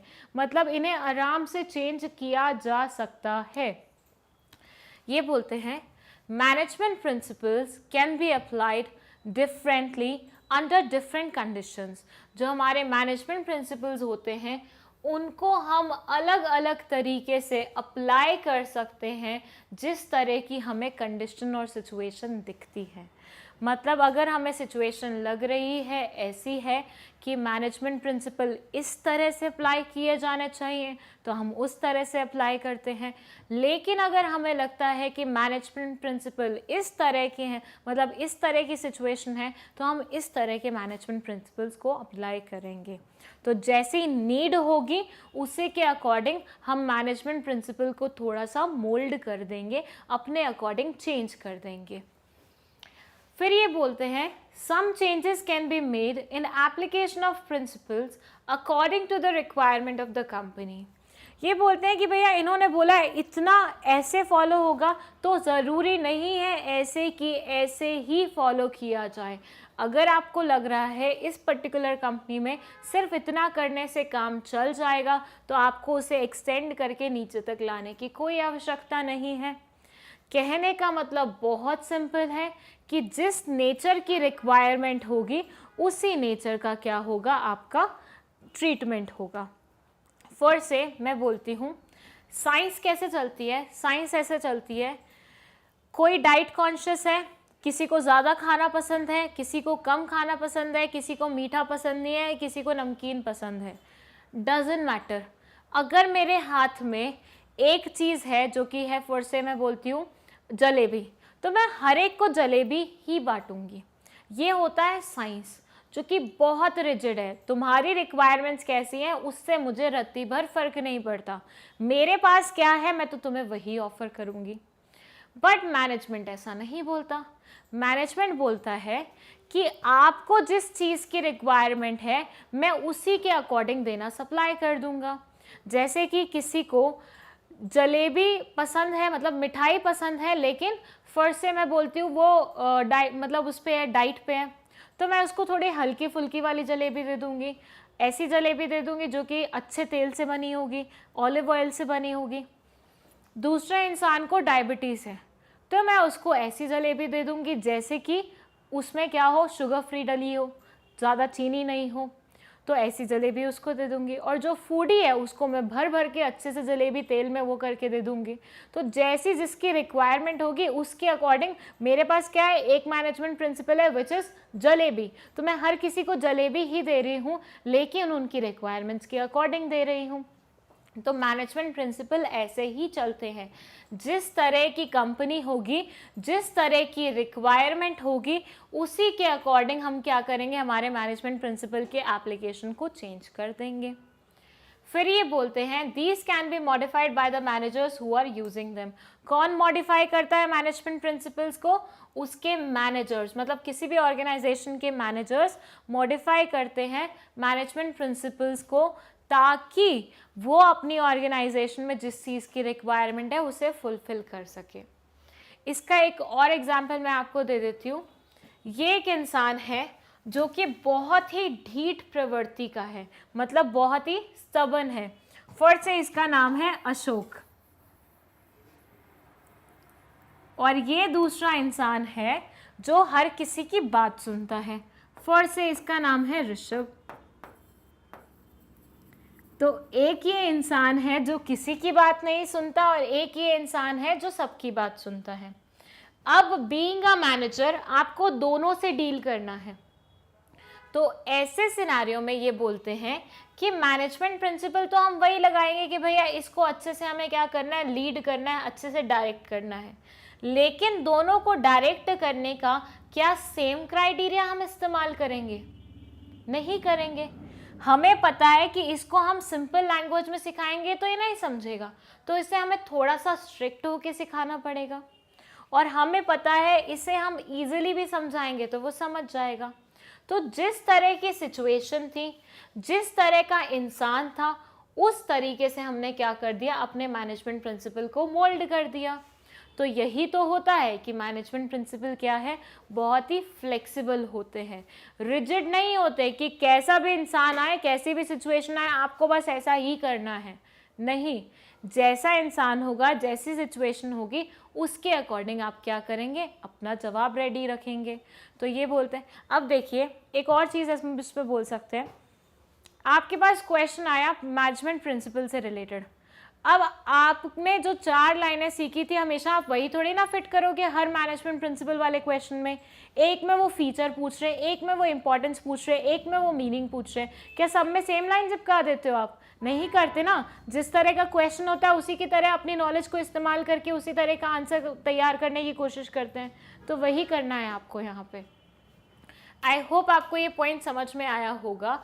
अगर कोई भी दिक्कत है इस पॉइंट में, कोई भी डाउट है इस पॉइंट में, तो आप कमेंट सेक्शन में पूछ सकते हैं। और अगर आपको नोट्स चाहिए इस पर्टिकुलर वीडियो के, तो आप magnetbrains.com पे जाके नोट्स भी ले सकते हैं। दैट्स आवर ऑफिशियल वेबसाइट, जिसका लिंक डिस्क्रिप्शन बॉक्स में लिखा होता है। इसके अलावा अगर आपको मान लीजिए किसी भी तरह का डाउट पूछना है, या फिर एडवाइस देनी है, सजेशन देनी है, कोई एक पर्टिकुलर रिक्वेस्ट करनी है, तो ये सारी चीज़ें आप कमेंट सेक्शन में करके हमें बता सकते हैं। हम जल्दी से जल्दी उस चीज़ का रिप्लाई करने की कोशिश करेंगे। Thank you so much.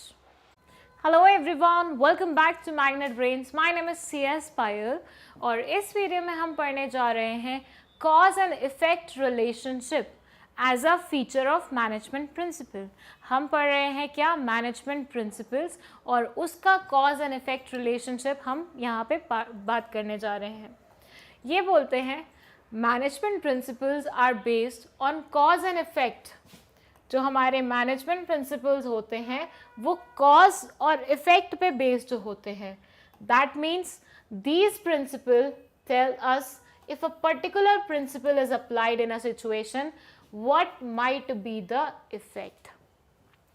मैं आपको बोलूं, मैंने किसी को ज़ोर से चाटा लगाया है, नेक्स्ट उसका रिएक्शन क्या होगा? या वो रोने लग जाएगा, या वो गुस्सा होगा, या वो मुझसे नाराज़ हो जाएगा। कॉज क्या था? थप्पड़ मारना, और इफ़ेक्ट क्या था उसका? उसकी नाराज़गी। तो ये बोलते हैं कि मैनेजमेंट प्रिंसिपल्स भी कहीं ना कहीं यही काम करते हैं, ये भी कॉज और इफ़ेक्ट रिलेशनशिप में ही बेस्ड होते हैं। ये आपको बताते हैं कि अगर आप ऐसा करोगे तो ऐसा हो सकता है, अगर आप ऐसा करोगे तो ऐसा हो सकता है, अगर आप ऐसा करोगे तो वैसा हो सकता है। तो बेसिकली आपको एक जनरल आइडिया देते हैं कि कैसे सिनेरियो में आपका क्या एक्ट करना क्या रिजल्ट कर सकता है। तो कॉजेज बता देता है और उससे होने वाले उसके कुछ रिजल्ट्स या फिर इफेक्ट्स बता देता है। लेकिन ये बोलता है although these principles cannot state perfectly absolute result because these are applied on human being, but it helps in knowing some idea about the effect. ये बोलते हैं कि भैया ये नहीं बताता, जैसे मैंने अभी थप्पड़ वाला एग्जाम्पल लिया, ये बोलता है आपने उसे थप्पड़ लगाया, वो नाराज़ होगा, रोएगा या गुस्सा होगा, इनमें से क्या एग्जैक्टली वो होगा वो आपको मैनेजमेंट नहीं बता रही है, वो आपको मैनेजमेंट प्रिंसिपल नहीं बता रहे, वो आपको एक आइडिया दे रहे हैं कि ऐसी ऐसी चीज़ें हो सकती हैं। जैसे कि मैंने क्या बोला, मैंने किसी को थप्पड़ मारा, ठीक है, मैंने किसी को क्या किया, थप्पड़ मारा। अब ये इंसान है, ये इंसान इधर गुस्सा होगा, रोएगा, या फिर मतलब वो हो जाएगा, नाराज हो जाएगा, कुछ भी हो सकता है। अब क्या मैनेजमेंट प्रिंसिपल आपको बता रही है कि आप उसे थप्पड़ मारेंगे तो ऐसा ही होगा या ऐसा ही होगा? नहीं ना, वो आपको जनरल एक वो बता रहा है कि ऐसा हो सकता है। जैसे मैं बोलूं कि आप डिवीजन ऑफ वर्क ना करें, मतलब आप काम को डिवाइड ना करें, तो ऐसे सिनेरियो में हो सकता है कि जो आपका काम है वो बहुत हौच पौच वे में हो। एक इंसान को पता ही नहीं है कि उसको क्या क्या करना है, दूसरे इंसान के पास कोई काम ही नहीं पहुंचा, तीसरा इंसान ओवरबर्डन हो गया है, चौथा इंसान खाली बैठा हुआ है। तो ऐसे में ये बोलते हैं कि मैनेजमेंट प्रिंसिपल आपको ये तो बता देंगे कि क्या क्या रिजल्ट हो सकते हैं, लेकिन उनमें से एग्जैक्ट क्या रिजल्ट होगा वो नहीं बताएंगे। तो ये कहते हैं कि मैनेजमेंट प्रिंसिपल कुछ कॉजेस और उसके कुछ इफ़ेक्ट्स पे बेस्ड होते हैं, जिसके कारण ये आपको पहले से ही बता देते हैं कि किस चीज़ का रिज़ल्ट किस नेचर का हो सकता है, लेकिन एग्जैक्ट उसी नेचर का होगा, वही होगा, वैसे ही होगा, ऐसा नहीं हो पाएगा, ऐसा सब नहीं बताता है। तो यहाँ पे इनका बहुत ही सिंपल क्राइटेरिया है क्या बोलने का, कि मैनेजमेंट प्रिंसिपल्स बहुत सिंपल होते हैं, जो कॉज एंड इफेक्ट रिलेशनशिप पे बेस्ड होते हैं, और वो आपको काइंड ऑफ एक आइडिया दे देते हैं कि कैसे सिचुएशन में आपका किस तरह से एक्ट करना क्या क्या रिजल्ट कर सकता है। अब चीज़ें बहुत सिंपल हैं, लेकिन बात वहीं आ जाती है कि आप उसे एक्सप्लेन कैसे करेंगे। अब ये चाटे वाले एग्जाम्पल से तो मैंने आपको बता दिया, बट क्या आप ये पेपर में लिख सकते हैं? नहीं लिख सकते, ये थोड़ा ऑफेंसिव कंसिडर किया जाता है, थोड़ा वायलेंट कंसिडर किया जाता है। तो आप कौन सा एग्जाम्पल लिख सकते हैं? आप वो डिविजन ऑफ वर्क वाला एग्जाम्पल लिख सकते हैं, आप वो डिविजन ऑफ वर्क वाला एग्जाम्पल लिख सकते हैं। इसके अलावा एक और एग्जाम्पल बोलो तो मैं बताती हूँ। देखिए, आपको पता है कि आप अपने एम्प्लॉयज़ को अगर अच्छे से डायरेक्ट नहीं करोगे तो वो ढंग से परफॉर्म नहीं करेंगे। आपको पता है आप अपने एम्प्लॉयज़ को ढंग से डायरेक्ट नहीं करोगे तो वो अच्छे से परफॉर्म नहीं करेंगे। कॉज क्या है? ढंग से उनको डायरेक्ट ना करना, और रिज़ल्ट क्या होगा उससे कि उनका परफॉर्मेंस अच्छा नहीं होगा। लेकिन कितना बुरा हो सकता है? क्या वाकई में ही गंदा होगा? अच्छा बिल्कुल नहीं हो सकता। क्या ये कहीं पे लिखा हुआ है या कहीं ये आपको बताते हैं? नहीं बताते। तो वो आपको एक जनरल आइडिया दे देते हैं कि अच्छी direction will lead to what? अच्छा रिजल्ट। लेकिन अगर डायरेक्शन अच्छी नहीं होगी तो रिजल्ट भी अच्छा नहीं होगा। तो ये है बेसिकली इस पर्टिकुलर चीज़ का मीनिंग। अब इसमें ये बोलते हैं कि और भी कुछ एग्जाम्पल यूज़ करने हैं, तो ये बोलते हैं नहीं, कोई और एग्जाम्पल यूज़ करने की ज़रूरत नहीं है, 2 एग्जाम्पल मोर देन सफिशेंट हैं। अगर आपको ये कॉन्सेप्ट ही एक्सप्लेन करनी है, 3 नंबर से ज़्यादा में आएगी नहीं कॉज एंड इफेक्ट वाला रिलेशनशिप, तो बस आपको 2 एग्जाम्पल से काम चल जाएगा और आप इजीली अपने आंसर को कंप्लीट कर सकते हैं। आई होप ये आपको समझ में आया होगा। अगर कोई भी डाउट है कमेंट सेक्शन में पूछ लीजिए, और अगर आपको नोट्स चाहिए तो आप magnetbrains.com पे जाके नोट्स भी ले सकते हैं। दैट्स आवर ऑफिशियल वेबसाइट और उसका link is given in the description box. वहाँ पे आपको ना सिर्फ 12th के बल्कि 11th के भी और 12th के भी हर एक चैप्टर के नोट्स अवेलेबल मिलेंगे। तो जाइए जल्दी से उसका फ़ायदा उठाइए। Thank you so much for watching this video. Hello everyone, welcome back to Magnet Brains. My name is CS Payal और इस वीडियो में हम पढ़ने जा रहे हैं फीचर्स ऑफ मैनेजमेंट प्रिंसिपल्स के बारे में। जब हम बात करते हैं मैनेजमेंट प्रिंसिपल्स के बारे में, पहले देखिए हमने मैनेजमेंट के बारे में बात करी, फिर हमने बोला मैनेजमेंट को इफ़ेक्टिवली प्रैक्टिस करने के लिए कुछ गाइडलाइंस की रिक्वायरमेंट होती है, तो फिर हमने बात करी मैनेजमेंट प्रिंसिपल्स के बारे में। तो मैनेजमेंट प्रिंसिपल्स क्या हैं? वो गाइडलाइंस हैं जिनके थ्रू हम क्या करते हैं, इफ़ेक्टिव मैनेजमेंट करते हैं। तो ये बोलते हैं कि भैया हमें थोड़ा सा ना मैनेजमेंट प्रिंसिपल के फीचर्स के बारे में भी बता दीजिए। तो हमने एक एक करके बताना शुरू किया, जिसमें हमने ऑलरेडी 5-6 पॉइंट्स कवर किए हैं। एक और पॉइंट उसमें ऐड हो रहा है, दैट इज़ मेनली बिहेवियरल। अब यहाँ पे एक वर्ड आया है जो कि काइंड ऑफ बिहेवियर से कहीं ना कहीं रिलेट करता है, काइंड ऑफ बिहेवियर से कहीं ना कहीं रिलेट करता है, तो बिल्कुल कुछ ऐसा ही है। एक और बात हाईलाइट कर देते हैं, ये बोलता है management principles are formed to guide and influence the behaviour of employees. ये बोलते हैं जितने भी मैनेजमेंट प्रिंसिपल्स बने हैं ना कहीं वो किस चीज़ के लिए बने हैं?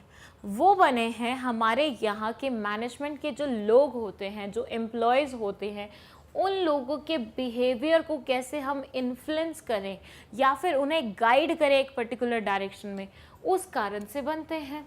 So what they are trying to say is कि मैनेजमेंट प्रिंसिपल्स जितने भी आज तक एग्जिस्टेंस में आए हैं, उनको एग्जिस्टेंस में लाने का एकमात्र रीज़न यही था कि हमें चाहिए था जो ह्यूमन बीइंग्स हैं, जो एम्प्लॉयज़ हैं, जो आपके यहाँ पे काम करते हैं, जो इंसान हैं, उनका बिहेवियर कहीं ना कहीं हम गाइड करें। उन्हें क्या करना चाहिए, क्या नहीं करना चाहिए, कैसे करना चाहिए, कैसे नहीं करना चाहिए, ये सारी चीज़ें हम उन्हें बताएंगे through management principles. Then they say these principles insist on improving relationship between superior, subordinate and all members of the organization. कहीं ना कहीं ये प्रिंसिपल्स हमारे यहाँ के सुपीरियर, सबऑर्डिनेट, उनके नीचे आने वाले, उनके ऊपर आने वाले, वो सारे लोगों को कहीं ना कहीं साथ में लेके चलती है। देखिए, बोलने का मतलब सिर्फ इतना सा है कि किसी भी ऑर्गेनाइजेशन में ह्यूमन रिसोर्स के अलावा तो बात बनेगी नहीं। मतलब ये तो एकमात्र रिसोर्स ऐसा है जो हर एक टाइप ऑफ ऑर्गेनाइजेशन में लगता ही लगता है, और ह्यूमन रिसोर्स ही एकमात्र ऐसी चीज़ होती है, एकमात्र ऐसे इंसान होते हैं जो अपने मर्जी के अकॉर्डिंग चलते हैं, अपने बिहेवियर के अकॉर्डिंग एक्ट करते हैं। तो कहीं ना कहीं अगर हमें मैनेजमेंट अच्छी बनानी है तो हमें उनके बिहेवियर पे ही थोड़ा सा वार करना पड़ेगा। तो उनके बिहेवियर को इन्फ्लुएंस करने के लिए हमने बना दिए क्या, मैनेजमेंट प्रिंसिपल्स। देन दे से, और ये यहाँ पे फिर बोलते हैं कि कहीं ना कहीं अगर हम अच्छे से मैनेजमेंट प्रिंसिपल्स को अप्लाई करते हैं तो उससे रिलेशनशिप बिल्ड होता है, ना सिर्फ बिल्ड होता है, बहुत इम्प्रूव भी होता है। किसके किसके बीच में? हमारे सुपीरियर, हमारे सबऑर्डिनेट्स और जितने भी ऑर्गेनाइजेशन के मेंबर्स हैं उन सब के बीच में। फिर ये बोलते हैं they also establish relations between human and material resource. आप एक बात मुझे बताइए कि अगर मेरा बिहेवियर चेंज होगा और वो अच्छे के लिए होगा तो क्या उसका फ़ायदा सिर्फ इंसानों को ही होगा या उसका फ़ायदा मटेरियल को भी हो सकता है? मैम ऐसे कैसे? तो बच्चा ऐसे होगा, मैं आपको एक एग्जाम्पल देती हूँ। अभी ना मैं बहुत ही अलग टाइप की इंसान हूँ जिसको चीज़ों की, लोगों की वैल्यू करना नहीं आता। मैं हर इंसान को, हर एक चीज़ को फॉर ग्रांटेड लेती हूँ, यूज़ करती हूँ और फिर साइड रख देती हूँ। अब क्या हुआ कि मैंने एक ऑर्गेनाइजेशन ज्वाइन की जहाँ पे मैं मैनेजमेंट प्रिंसिपल्स सीखी। वहाँ पे मैंने ये चीज़ सीखी कि you should optimally utilise everything, right. तो वहाँ से कहीं ना कहीं मेरे बिहेवियर के अंदर थोड़ा सा चेंज आने लग गया। मैं चीज़ों को लेके बहुत केयरफुल होने लग गई, मैं लोगों को लेके बहुत केयरफुल होने लग गई। आई स्टार्टेड रिस्पेक्टिंग देम और I started respecting those resources.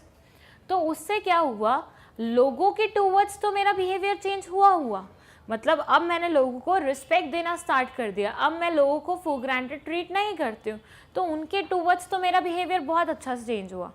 लेकिन ये बिहेवियर कहीं ना कहीं मटेरियल के साथ भी अप्लाई होगा।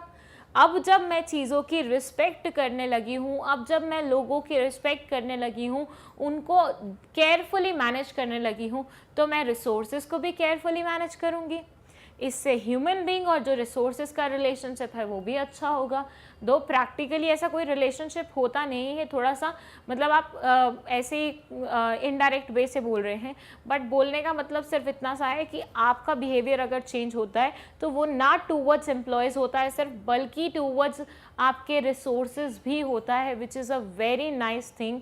बिकॉज आप अर्लियर रिसोर्सेज को वेस्ट करते थे, but now you started using them optimally. आप उनकी रिस्पेक्ट करते हो, फॉर ग्रांटेड ट्रीट नहीं करते, उनकी वेस्टेज अलाउ नहीं करते हो, आप अब उनसे 100% रिटर्न लेने की कोशिश करते हो। सो कहीं ना कहीं ये पर्टिकुलर चेंज बिहेवियर में जो आपका आया है वो ना सिर्फ ह्यूमंस को वो करता है, इन्फ्लुएंस करता है, बल्कि रिसोर्सेज को भी करता है। फॉर एग्जाम्पल, इन्होंने भी एक एग्जाम्पल दे दिया, एक एग्जाम्पल मैंने आपको सिखाने के लिए दिया, यहाँ पे एक और एग्जाम्पल उन्होंने दे दिया है। For example, principal of discipline improves commitment of employees towards the organization। ये बोलते हैं भैया एक प्रिंसिपल है, प्रिंसिपल ऑफ डिसिप्लिन, मतलब everybody in the organisation will be discipline, कोई भी उल्टी हरकतें नहीं करेगा। That improves the commitment of organization और employees towards the organization। इससे क्या होता है, जब आप डिसिप्लिन्ड होते हैं तो कहीं ना कहीं आपकी जो कमिटमेंट होती है ना टूवर्ड्स योर ऑर्गेनाइजेशन इम्प्रूव हो जाती है। इसका बहुत अच्छा एग्जाम्पल है हमारे आर्मी मैन। जो हमारी आर्मी होती है वो बहुत डिसिप्लिन कंसिडर की जाती है, तभी तो उसकी वजह से उनका जो कमिटमेंट होता है टूवर्ड्स द नेशन वो बहुत हाई होता है। तो इसका बेस्ट एग्जाम्पल तो आर्मी मैन ही बनेगा कि आर्मी मैन हमेशा डिसिप्लिन होते हैं, जिसकी वजह से कहीं ना कहीं उनका कमिटमेंट टूवर्ड्स द नेशन बहुत अच्छा होता है। And principle of esprit de corps mould the behaviour of employees towards the team spirit. ये बोलते हैं जो ये हमारा principle of esprit de corps है, डिफरेंट लैंग्वेज में लिखा हुआ है, इससे क्या है कहीं ना कहीं हमारे अंदर टीम स्पिरिट की भावना आती है। हम अपने बारे में पर्सनली ना सोच के किसके बारे में सोचते हैं, पूरी टीम के बारे में सोचते हैं। तो इस पर्टिकुलर प्रिंसिपल को अगर हम अप्लाई करते हैं, इस प्रिंसिपल को हम सीखते हैं, तो वहाँ से हमारे अंदर आती है एक बहुत अच्छी चीज़, और वो है टीम स्पिरिट की भावना। So overall what they are trying to say, let me rub this. Overall they are trying to say कि मैनेजमेंट प्रिंसिपल्स लाए ही इसलिए गए थे कि लोगों के बिहेवियर को कहीं ना कहीं हम चेंज कर सकें, और ना सिर्फ उनके बिहेवियर को आपको टूवर्ड्स एम्प्लॉय ही चेंज करना है, टूवर्ड्स लोग ही चेंज करना है, बल्कि आपको उनके बिहेवियर को टूवर्ड्स रिसोर्सेज भी चेंज करना है। और बाय डिफ़ॉल्ट वो हो भी जाता है अगर आप मैनेजमेंट प्रिंसिपल्स को अच्छे से अप्लाई करें। सीखने के लिए मैंने आपको एक एग्जाम्पल दे दिया था, लेकिन when it comes to answer writing, वहाँ पे आप ये दोनों एग्जाम्पल में से कोई भी एग्जाम्पल ना सिर्फ कोड कर सकते हैं, बल्कि अगर लगता है आपको आंसर थोड़ा बड़ा होना चाहिए तो इसको प्रॉपरली एक्सप्लेन भी कर दीजिए, तो उससे आपकी कंटेंट सही दिखेगी। आई होप आपको ये पॉइंट समझ में आया होगा, और अगर कोई भी डाउट है तो आप कमेंट सेक्शन में पूछ सकते हैं, और अगर आपको नोट्स चाहिए इस पर्टिकुलर पॉइंट के तो आप ले सकते हैं magnetbrains.com से। Thank you so much for watching this video. Hello everyone, welcome back to Magnet Brains. My name is CS Payal, और इस वीडियो में हम अगेन पढ़ने जा रहे हैं ऐसे फीचर्स के बारे में जो हमें मैनेजमेंट प्रिंसिपल्स को एक और अच्छे वे में समझने में हेल्प करते हैं। ये हमारा लास्ट फीचर है, इससे पहले हम ऑलरेडी सारे फीचर्स डिस्कस कर चुके हैं। इवन हमने इसकी एक समरी वीडियो भी बनाई थी इनिशियली, जो कि थी इसलिए ताकि अगर बहुत कम मार्क्स में ये क्वेश्चन आता है तो आप कितना कंटेंट लिखेंगे। लेकिन अगर उन्होंने इंडिविजुअली किसी फीचर को उठा के आपसे क्वेश्चन कर लिया, जो कि यूजुअली वो केस स्टडी में करते हैं, तो ऐसे में आपको लगेगा ये पूरा आंसर। सो कंटेंजेंट पॉइंट में ये क्या बोलते हैं, दे से management principles are contingent or dependent upon the situation prevailing in the organization। जो हमारी मैनेजमेंट प्रिंसिपल्स हैं वो कंटिजेंट हैं और डिपेंडेंट होती हैं कि ऑर्गेनाइजेशन में किस तरह की सिचुएशन चल रही है। ये बोलते हैं भैया देखिए, आपने एक चीज़ सीखी है तो आप जाके किसी भी ऑर्गेनाइजेशन में उसे अप्लाई कर दोगे क्या? ये नहीं देखोगे कि ऑर्गेनाइजेशन में चल कैसा सिनेरियो रहा है। सबसे पहले तो आपको यही देखना होगा ना कि ऑर्गेनाइजेशन में किस तरह का सिनेरियो चल रहा है। उसके अलावा आप कैसे डिस्कस कर सकते हो कि भैया इसी ऑर्गेनाइजेशन में ये दो चीज़ें मैंने सीखी हैं तो मैं अप्लाई करूँगा, ये करूँगा। इट्स जस्ट लाइक आप दो चीज़ें पढ़ के गए हैं आपकी बुक से, लेकिन दूर दूर तक उससे कोई क्वेश्चन नहीं पूछा गया, बट यू वर लाइक यार मैं तो ये पढ़ के आया हूँ तो मैं इसे लिख के जाऊँगा, चाहे गलत जगह क्यों ना लिख के जाऊँ। नहीं होता ना ऐसे। जिस तरह का क्वेश्चन आता है आप उसी तरह का आंसर करते हैं। तो जिस तरह की ऑर्गेनाइजेशन में सिचुएशन होगी उसी के अकॉर्डिंग तो आप चीज़ें अप्लाई करोगे। आपने 4 मैनेजमेंट प्रिंसिपल सीख लिए और आप लगे हो हर एक ऑर्गेनाइजेशन में उन्हीं 4 प्रिंसिपल्स को एक्सप्लेन करने में, तो उससे काम नहीं चलेगा। तो यहाँ ये बोलते हैं कि मैनेजमेंट प्रिंसिपल्स बहुत कंटिजेंट होते हैं, मतलब आप एक पूरा वो देखेंगे सिनेरियो और उसके बाद उसे इम्प्लीमेंट करने के बारे में सोचेंगे विद प्रॉपर एनालिसिस कि क्या ये चीज़ सही रहेगी वहाँ पे या नहीं रहेगी। Then they say their application and effect depend upon the nature of organization। आपकी ऑर्गेनाइजेशन किस नेचर की है उसके ऊपर डिपेंड करता है आपका ये पूरा का पूरा मैनेजमेंट प्रिंसिपल का एप्लीकेशन। कहने का मतलब ऐसा है, प्राइवेट सेक्टर की होगी तो अलग वे में अप्लाई किया जाएगा, अलग प्रिंसिपल्स लगेंगे। प्राइवेट की होगी, पब्लिक की होगी तो अलग से लगेंगे। अगर मान लीजिए मैन्युफैक्चरिंग सेक्टर है तो उसमें अलग प्रिंसिपल्स लगेंगे, सर्विस सेक्टर है तो उसमें अलग प्रिंसिपल्स लगेंगे। आई एम नॉट सेइंग कि सारे के सारे प्रिंसिपल डिफर करेंगे, लेकिन कुछ सिलेक्टेड प्रिंसिपल एक पर्टिकुलर सिलेक्टेड कंपनी पे ही अप्लाई होते हैं, तो वो यहाँ पे आपको थोड़ा सा जज करना पड़ेगा according to the situation of the company, according to the environment of the company. जैसे मैं बोलूँ, आप घर से कोई बात सोच के गए हो, you are very excited about that thing और बहुत खुशी वाली बात है, लेकिन जैसे ही आप क्लास में गए आपको पता लगा किसी एक फ्रेंड के घर में डेथ हो गई है, ठीक है।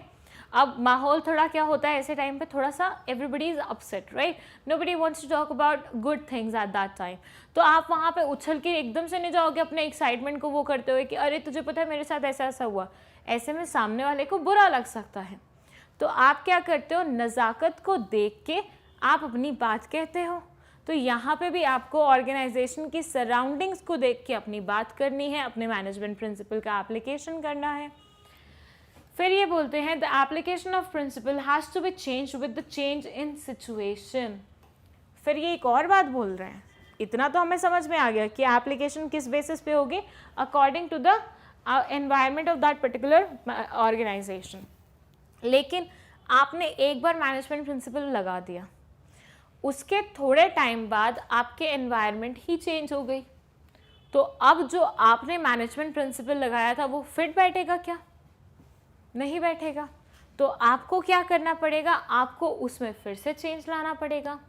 तो ना सिर्फ आप एनवायरनमेंट के अकॉर्डिंग अपने मैनेजमेंट प्रिंसिपल्स को अप्लाई करते हो, बल्कि जब जब आपकी ऑर्गेनाइजेशन में चेंजेस होंगे, उन चेंजेस के साथ आपको अपने मैनेजमेंट प्रिंसिपल्स को भी चेंज करना पड़ेगा।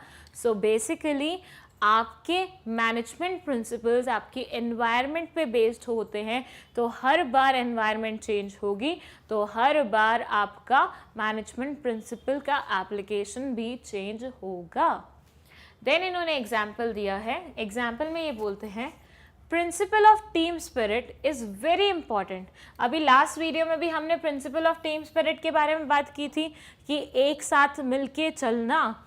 ये प्रिंसिपल आपको सिखाता है कि आपको अपने इंडिविजुअल के बारे में नहीं सोचना है, आपको एज अ टीम वर्क करना है। टीम वर्क जो हम बोलते हैं वो चीज़ यहाँ पे अप्लाई होगी। तो जैसे ये बहुत ज़रूरी चीज़ है किसी भी ऑर्गेनाइजेशन के लिए। बट ऐसी ऑर्गेनाइजेशन जहाँ पे टीम्स ही नहीं हैं, ग्रुप वर्क है ही नहीं, हर किसी को इंडिविजुअली वर्क करना पड़ता है, ऐसा कोई काम ही नहीं है जो ग्रुप में हो सके, तो क्या ऐसे सिनारियों में हमारा ये प्रिंसिपल ऑफ टीम स्पिरिट किसी भी काम का है? मतलब कहने का ये है, मैंने एक ऐसी ऑर्गेनाइजेशन ज्वाइन की है जहाँ पे टीम्स में काम होता है। अब वहाँ से मैंने सीखा मैनेजमेंट का ये प्रिंसिपल कि टीम स्पिरिट में चलना है। अब मेरे अंदर वो टीम टीम टीम टीम चीज़ बहुत भरी हुई है। अब अचानक से क्या हुआ, मुझे अपनी प्लेस चेंज करनी पड़ी, as a result of which मुझे जॉब छोड़ के दूसरी जॉब ज्वाइन करनी पड़ी। अब जो मैंने नई ऑर्गेनाइजेशन ज्वाइन किए हैं वहाँ पे एवरीबडी वर्क्स इंडिविजुअली, वहाँ पे टीम का कोई काम ही नहीं है। तो ऐसे में मैंने वो जो टीम स्पिरिट सीखा था, क्या वो अप्लाई हो पाएगा? नहीं हो पाएगा। तो सेम चीज़ यही बोल रहे हैं कि मैनेजमेंट प्रिंसिपल्स बहुत कंटिंजेंट होते हैं, जो कि सिचुएशन के अकॉर्डिंग चेंज होते रहते हैं। इवन अप्लाई भी हम सिचुएशन के अकॉर्डिंग ही करते हैं। तो ये है हमारा feature of management principle, and fortunately ये है हमारा last feature of management principles. See 12th class में किसी भी टॉपिक को आप लाइटली नहीं ले सकते हैं। ये जो कंटेंट है ये हमने खुद ने नहीं बैठ के बनाया है, ये सब कंटेंट आपकी बुक में अवेलेबल है। तो दैट मीन्स हर एक लाइन, हर एक वर्ड जो इस कंटेंट का है वो बहुत ज़्यादा इम्पॉर्टेंट है। तो किसी भी चीज़ को स्किप मत कीजिएगा। बच्चों की आदत होती है थोड़ा सा पढ़ते हैं बाकी का स्किप कर देते हैं, नहीं, यहाँ पे जितना लिखा हुआ है आपको सब पढ़ना है, सब सीखना है। क्योंकि कहीं से भी अगर मान लीजिए, जैसे हमने अभी लास्ट चैप्टर में केस स्टडीज़ देखी ही हैं, अब उसमें किसी भी पॉइंट को उठा के उसके फीचर्स के, उसके फैक्टर्स के बारे में बात कर रहे थे, तो ऐसे सिनेरियो में अगर आपने कोई भी पॉइंट स्किप किया होगा तो आपका बहुत बड़ा लॉस हो जाएगा। तो यहाँ पे 12th में ये प्रैक्टिस नहीं चलेगी कि स्किपिंग द थिंग और फिर आगे बढ़ना, नहीं, आपको पूरा पूरा पढ़ना पड़ेगा अगर आपको अच्छे मार्क्स लाने हैं तो। और बिजनेस स्टडीज़ एक ऐसा सब्जेक्ट होता है जिसमें बहुत ज़्यादा स्कोर कर सकते हो आप। मतलब आप ऐसा मानिए 95, 96, 97 तो एवरेज स्टूडेंट भी स्कोर कर लेते हैं बिजनेस स्टडीज़ में। तो काफ़ी अच्छा रहेगा अगर आप इसे ध्यान से पढ़ लेंगे तो। आई होप आपको मेरी बात भी समझ में आई और ये पॉइंट भी समझ में आया है। अगर कोई भी प्रॉब्लम है तो कमेंट सेक्शन में लिख के बता दीजिए, और अगर आपको नोट्स चाहिए तो आप magnetbrains.com पे जाके नोट्स भी ले सकते हैं। Thank you so much. Hello everyone, welcome back to Magnet Brains. My name is CS Payur और इस वीडियो में हम पढ़ने जा रहे हैं the difference between management principles and management techniques. नाम थोड़ा सा सिमिलर लग रहा होगा क्योंकि मैनेजमेंट हो रहा है, लेकिन मतलब काफ़ी डिफरेंट है। बहुत बार बच्चों को ऐसा देखा गया है कि वो दोनों ही वर्ड्स में बहुत ज़्यादा कंफ्यूज हो जाते हैं, सेइंग मैम मैनेजमेंट टेक्निक्स भी तो वही होती होंगी ना जो मैनेजमेंट प्रिंसिपल्स हैं। क्योंकि प्रिंसिपल्स में हम क्या बोलते हैं कि मैनेजमेंट प्रिंसिपल्स वो गाइडलाइंस हैं जो किसी का भी बिहेवियर गाइड करती हैं, जो बिहेवियर के बारे में बताती हैं कि ऐसे एक्ट करो, ऐसे एक्ट मत करो। तो टेक्निक्स भी तो काइंड ऑफ वही होती हैं।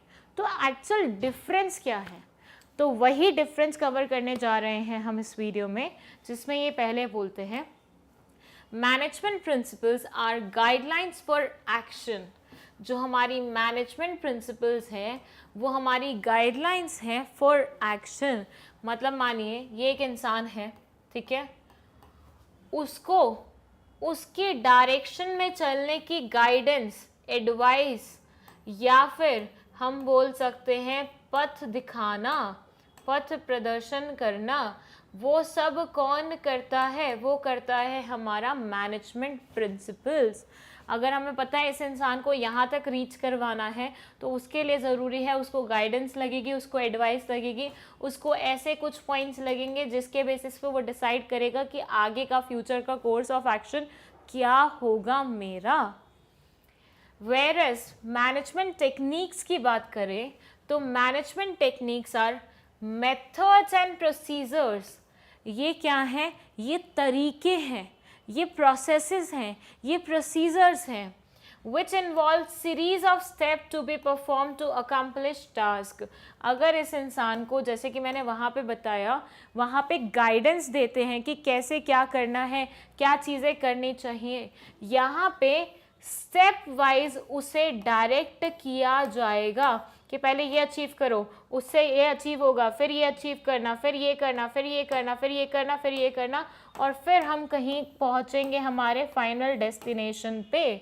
तो वो सारे के सारे स्टेप्स, वो सीरीज ऑफ स्टेप्स कहाँ आते हैं? हमारे मैनेजमेंट टेक्निक्स में आते हैं।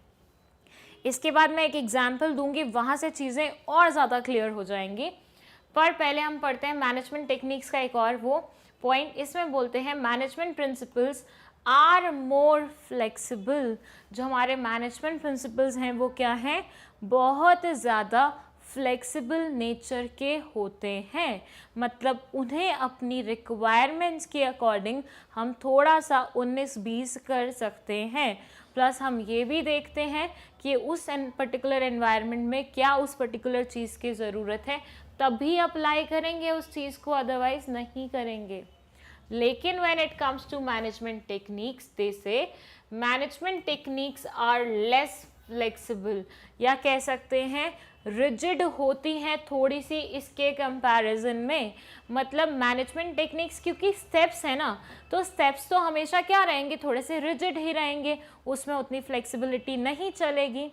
तो मैनेजमेंट प्रिंसिपल्स थोड़े से फ्लेक्सिबल होते हैं, जो सिचुएशन के अकॉर्डिंग मोल्ड किए जा सकते हैं, लेकिन मैनेजमेंट टेक्निक्स को चेंज या मोल्ड करना पॉसिबल नहीं होता है। अब इसका लेते हैं हम एक एग्जाम्पल।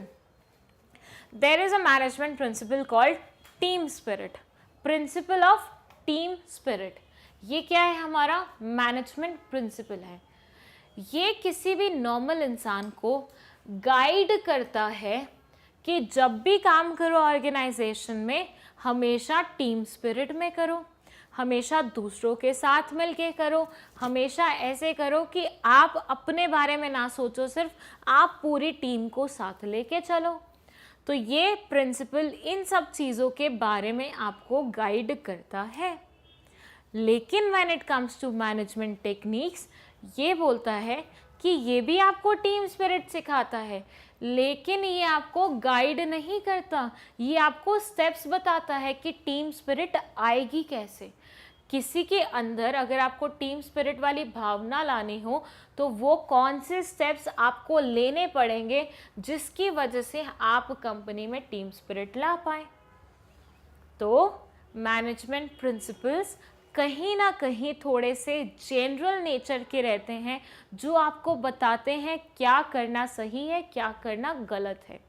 लेकिन मैनेजमेंट टेक्निक्स आपको बताती हैं कि अगर आपको करना ही है तो किस तरह से आपको करना पड़ेगा, वो कौन कौन से स्टेप आपको लेने पड़ेंगे to achieve that particular thing. ये आपको मैनेजमेंट टेक्निक से पता चलता है। वेयरएज मैनेजमेंट प्रिंसिपल्स आपको सिर्फ और सिर्फ ये बताते हैं कि आपका फ्यूचर कोर्स कैसा रहेगा, आपको क्या एक्ट करना है, कैसे एक्ट करना है।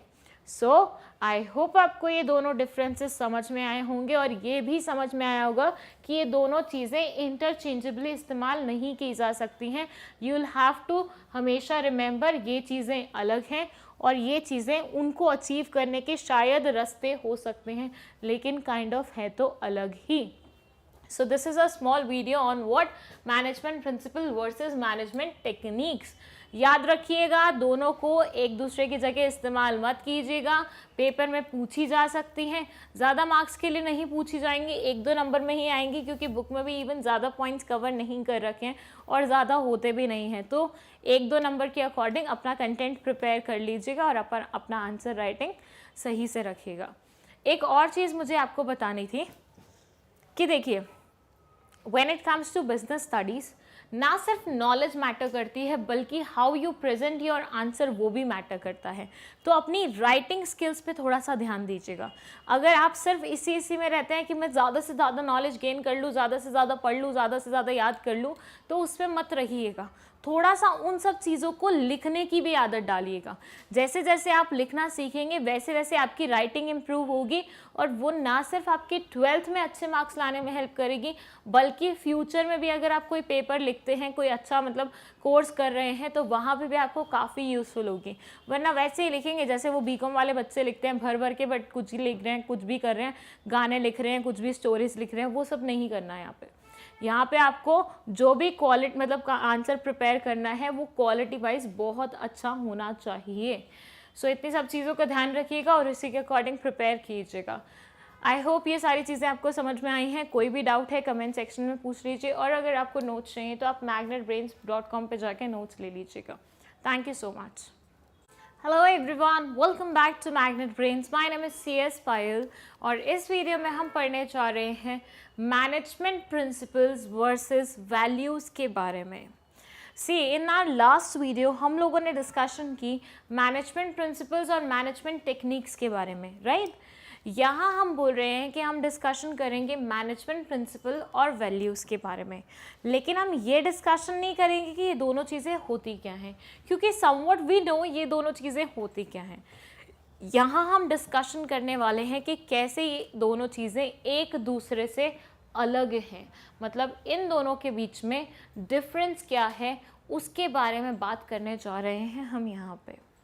दे से management principles are guidelines for managerial actions.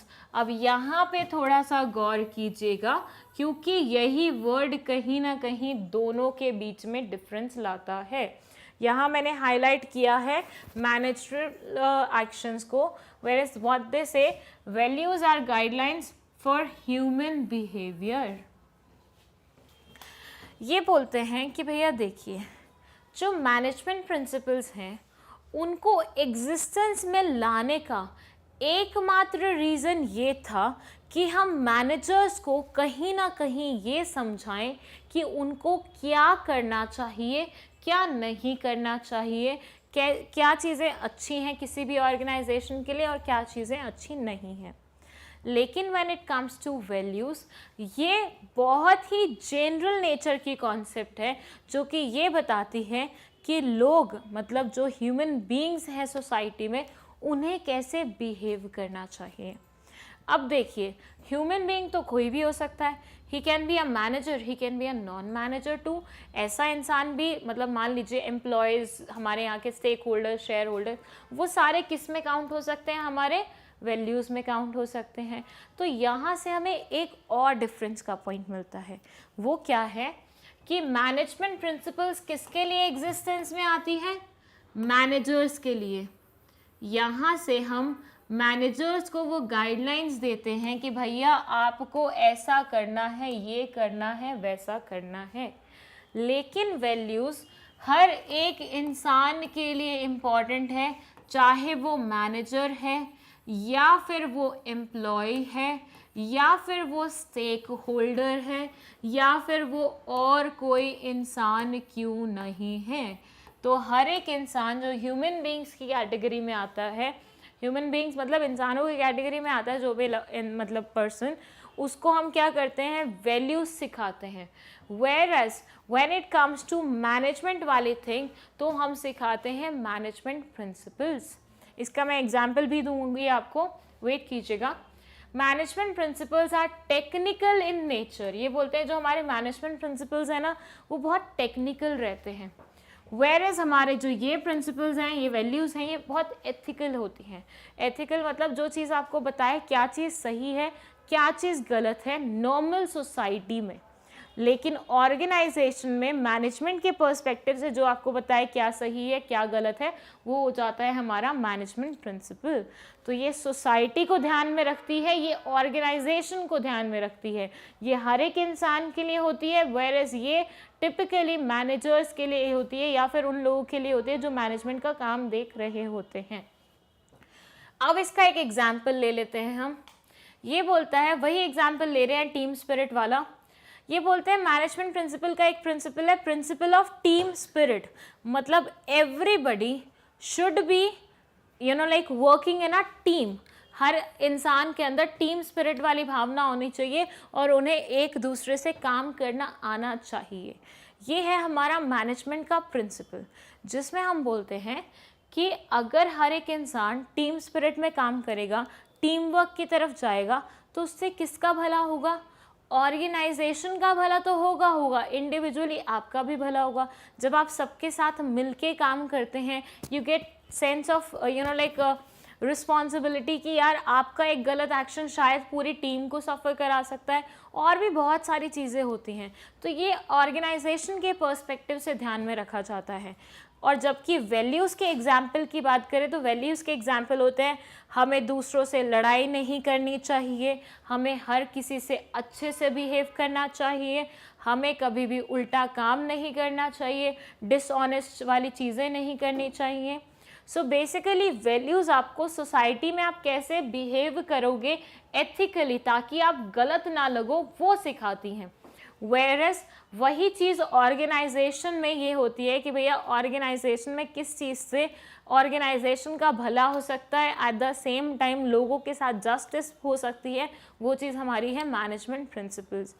कायदे से देखा जाए तो किसी के साथ लड़ना नहीं चाहिए, हर किसी से अच्छा रहो, मतलब ये भी कहीं ना कहीं बॉन्डिंग की बात कर रहे हैं, लेकिन ये टीम स्पिरिट नहीं बोल रहे उसको, क्योंकि यहाँ पे आप किसको बोल रहे हो? सोसाइटी में किसी भी एक पर्टिकुलर इंसान को बोल रहे हो।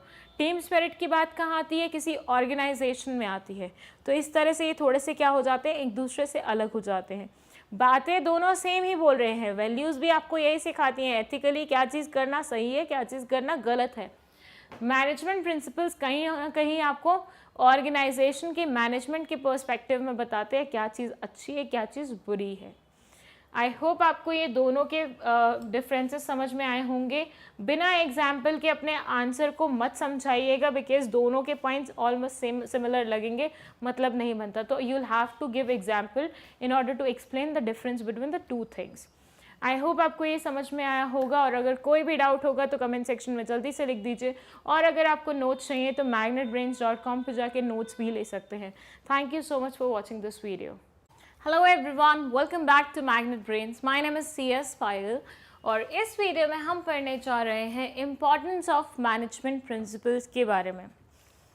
काइंड ऑफ आप रिलेशनशिप देख रहे हैं।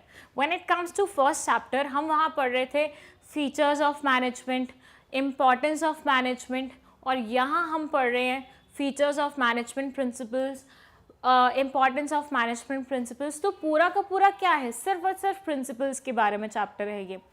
इसमें बहुत सारे पॉइंट्स हैं, as you can see it says providing managers with useful insight into the reality, effective administration, optimum utilisation of resources, fulfilling social responsibilities, scientific decision, management training, education and research, meeting changing environment requirement.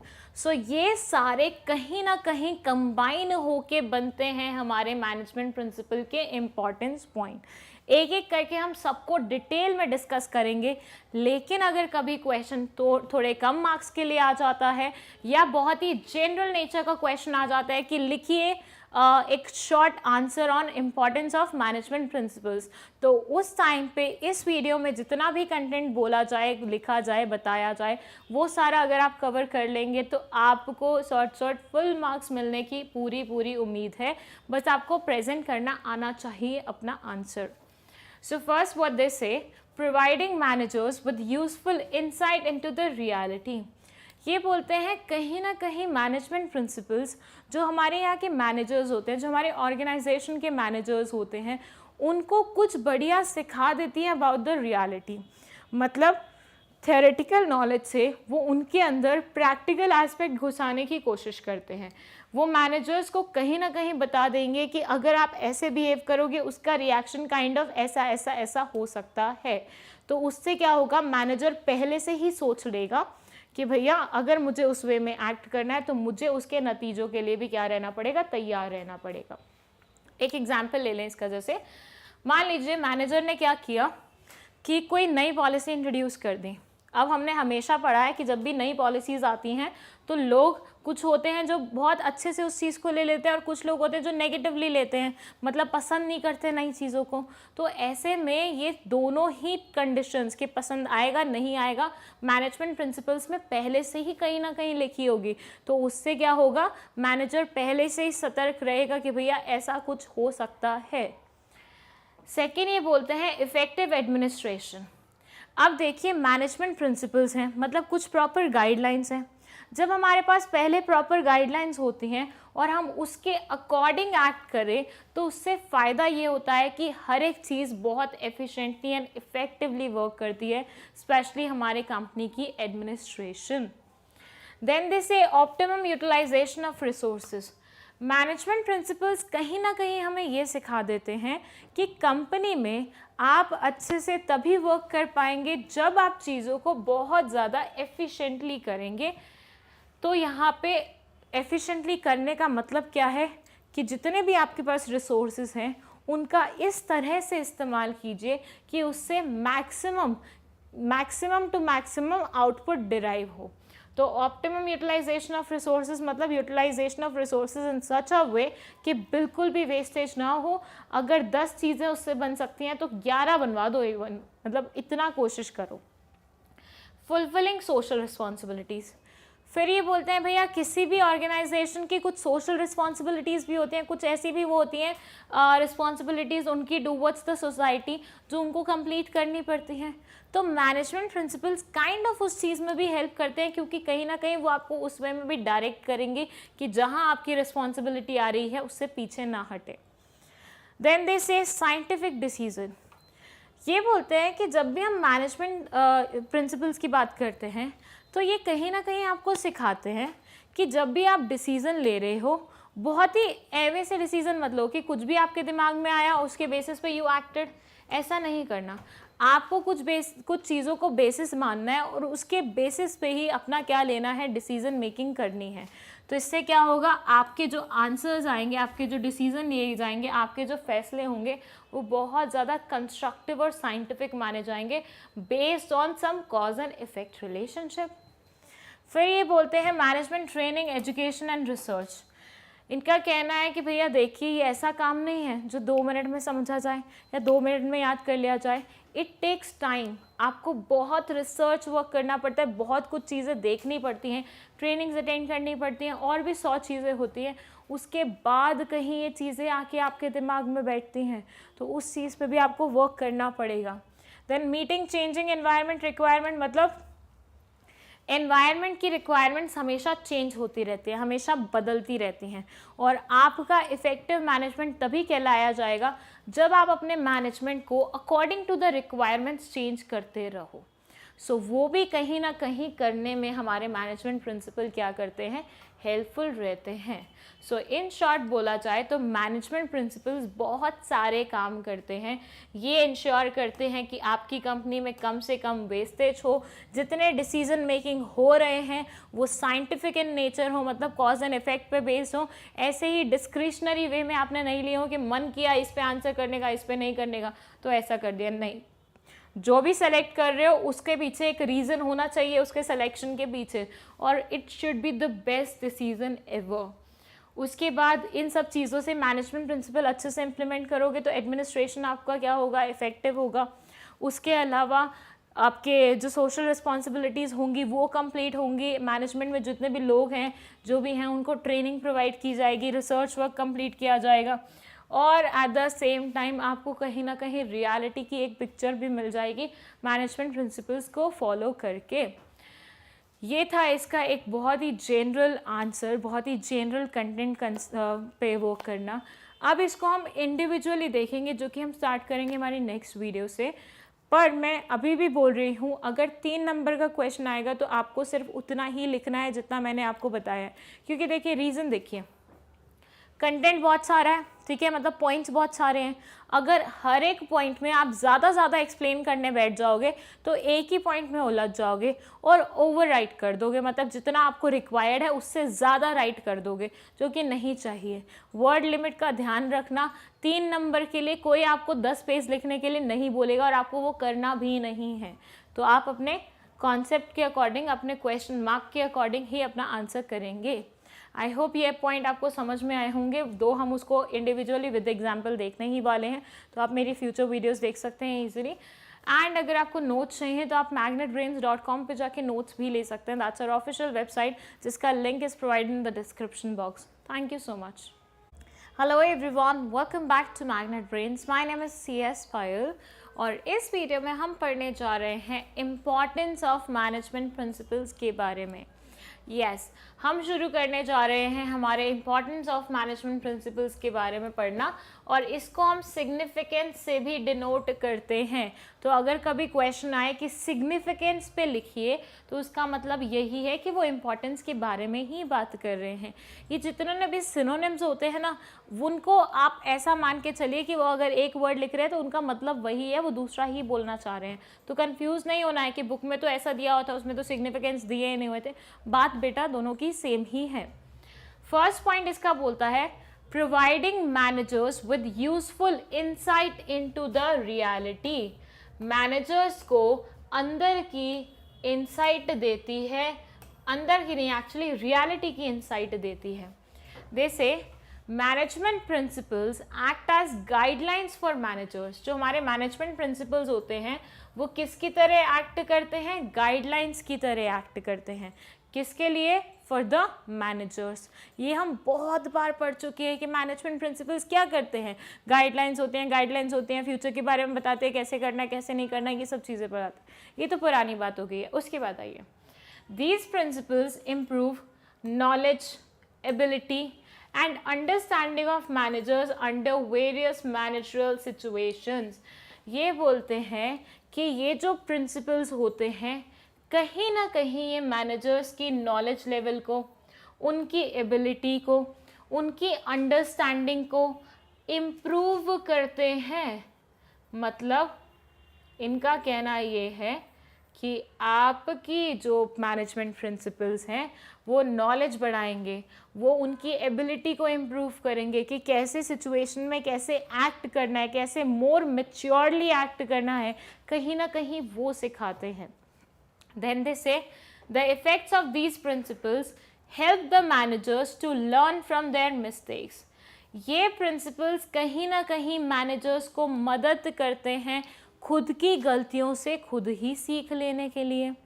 तो मतलब ये principles ना सिर्फ उन्हें knowledge देते हैं, उनकी ability improve करते हैं, उन्हें अच्छी बातें सिखाते हैं, बल्कि उनको खुद की मिस्टेक से ही सीखना सिखा देते हैं।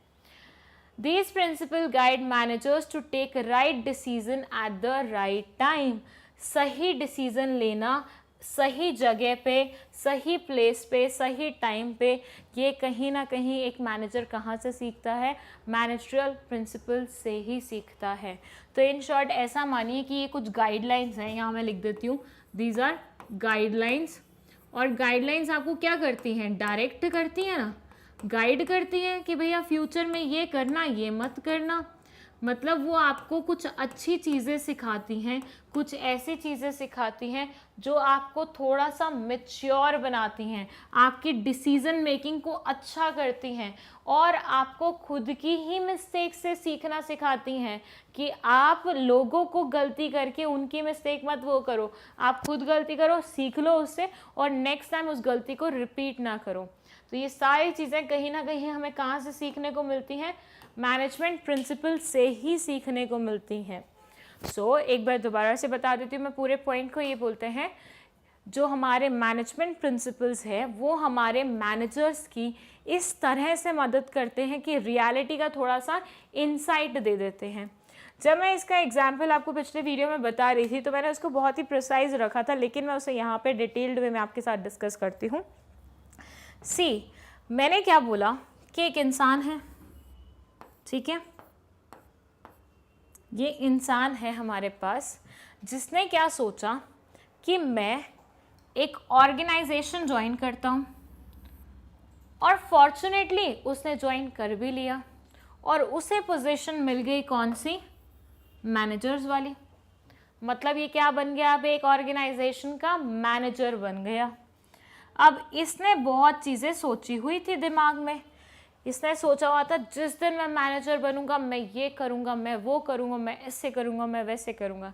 जैसे बचपन में होता है ना, प्राइम मिनिस्टर पे आपको वो लिखना होता है, ऐसे लिखना होता है, और आप अगर प्राइम मिनिस्टर बन गए तो क्या करेंगे, तो आप भर भर के लिखते हैं मैं ये करूंगा, वो करूंगा। तो ऐसे ही इसके भी दिमाग में कुछ कुछ थॉट्स थे कि मैं ऑर्गेनाइजेशन जैसे ही वो करूँगा ज्वाइन, मैं वहाँ पर रेवोल्यूशन ला दूंगा, हर एक चीज़ चेंज कर दूंगा, ये कर दूंगा, वो कर दूंगा। तो इसके प्लान्स क्या थे? हर एक चीज़ को चेंज करने के लिए थे। लेकिन आप मुझे बताओ, आउट ऑफ सोसाइटी कितने लोग ऐसे होते हैं जो चेंजेस को पॉजिटिवली ले लेते हैं? यहाँ पे मैं बहुत ज़्यादा प्रोपोर्शन ले रही हूँ, मैं हाफ ऑफ द पॉपुलेशन मान रही हूँ, और हाफ ऑफ द पॉपुलेशन क्या करते हैं? उन चेंजेस को नेगेटिवली लेते हैं, मतलब रेसिस्ट करते हैं उन चेंजेस को, उन्हें पसंद नहीं आते चेंजेस। तो ये यहाँ पे यही बोलते हैं कि देखिए, आप अगर एक ऑर्गेनाइजेशन ज्वाइन करते हैं और एकदम से रेवोल्यूशन लाने की कोशिश करते हैं तो हो सकता है लोगों को वो बात पसंद नहीं आए, और लोगों को एट द सेम टाइम इतने सारे चेंजेस पसंद भी नहीं होते हैं। उनको चाहिए होता है जैसे काम कर रहे हैं वैसे करते रहने दीजिए। मतलब आप बार बार बीच में आके नहीं बताइए कैसे करना है, क्या करना है, कुछ नया करना है कि नहीं। जैसे हम कर रहे हैं, we are comfortable at doing that, और हमें बार बार नई नई चीज़ों के बारे में मत समझाइए। यूजुअली यही क्राइटेरिया होता है। तो ये लोग भी क्या थे? आधे पॉजिटिव सोचने लगे, आधे नेगेटिव सोचने लगे। लेकिन इस इंसान ने अगर मैनेजमेंट प्रिंसिपल्स अच्छे से पढ़े होंगे तो इसे पहले से ही पता होगा कि मैं अगर एकदम से चेंज लाऊंगा तो वहाँ पे क्या क्या इफ़ेक्ट मुझे देखने के लिए मिल सकते हैं। तो ऐसे में he was already ready with both these things, मतलब इसके दिमाग में था कि हो सकता है लोग रेसिस्ट भी करें, तो इसने पहले से ही काउंटर मेजर उनके लिए भी सोच रखा था।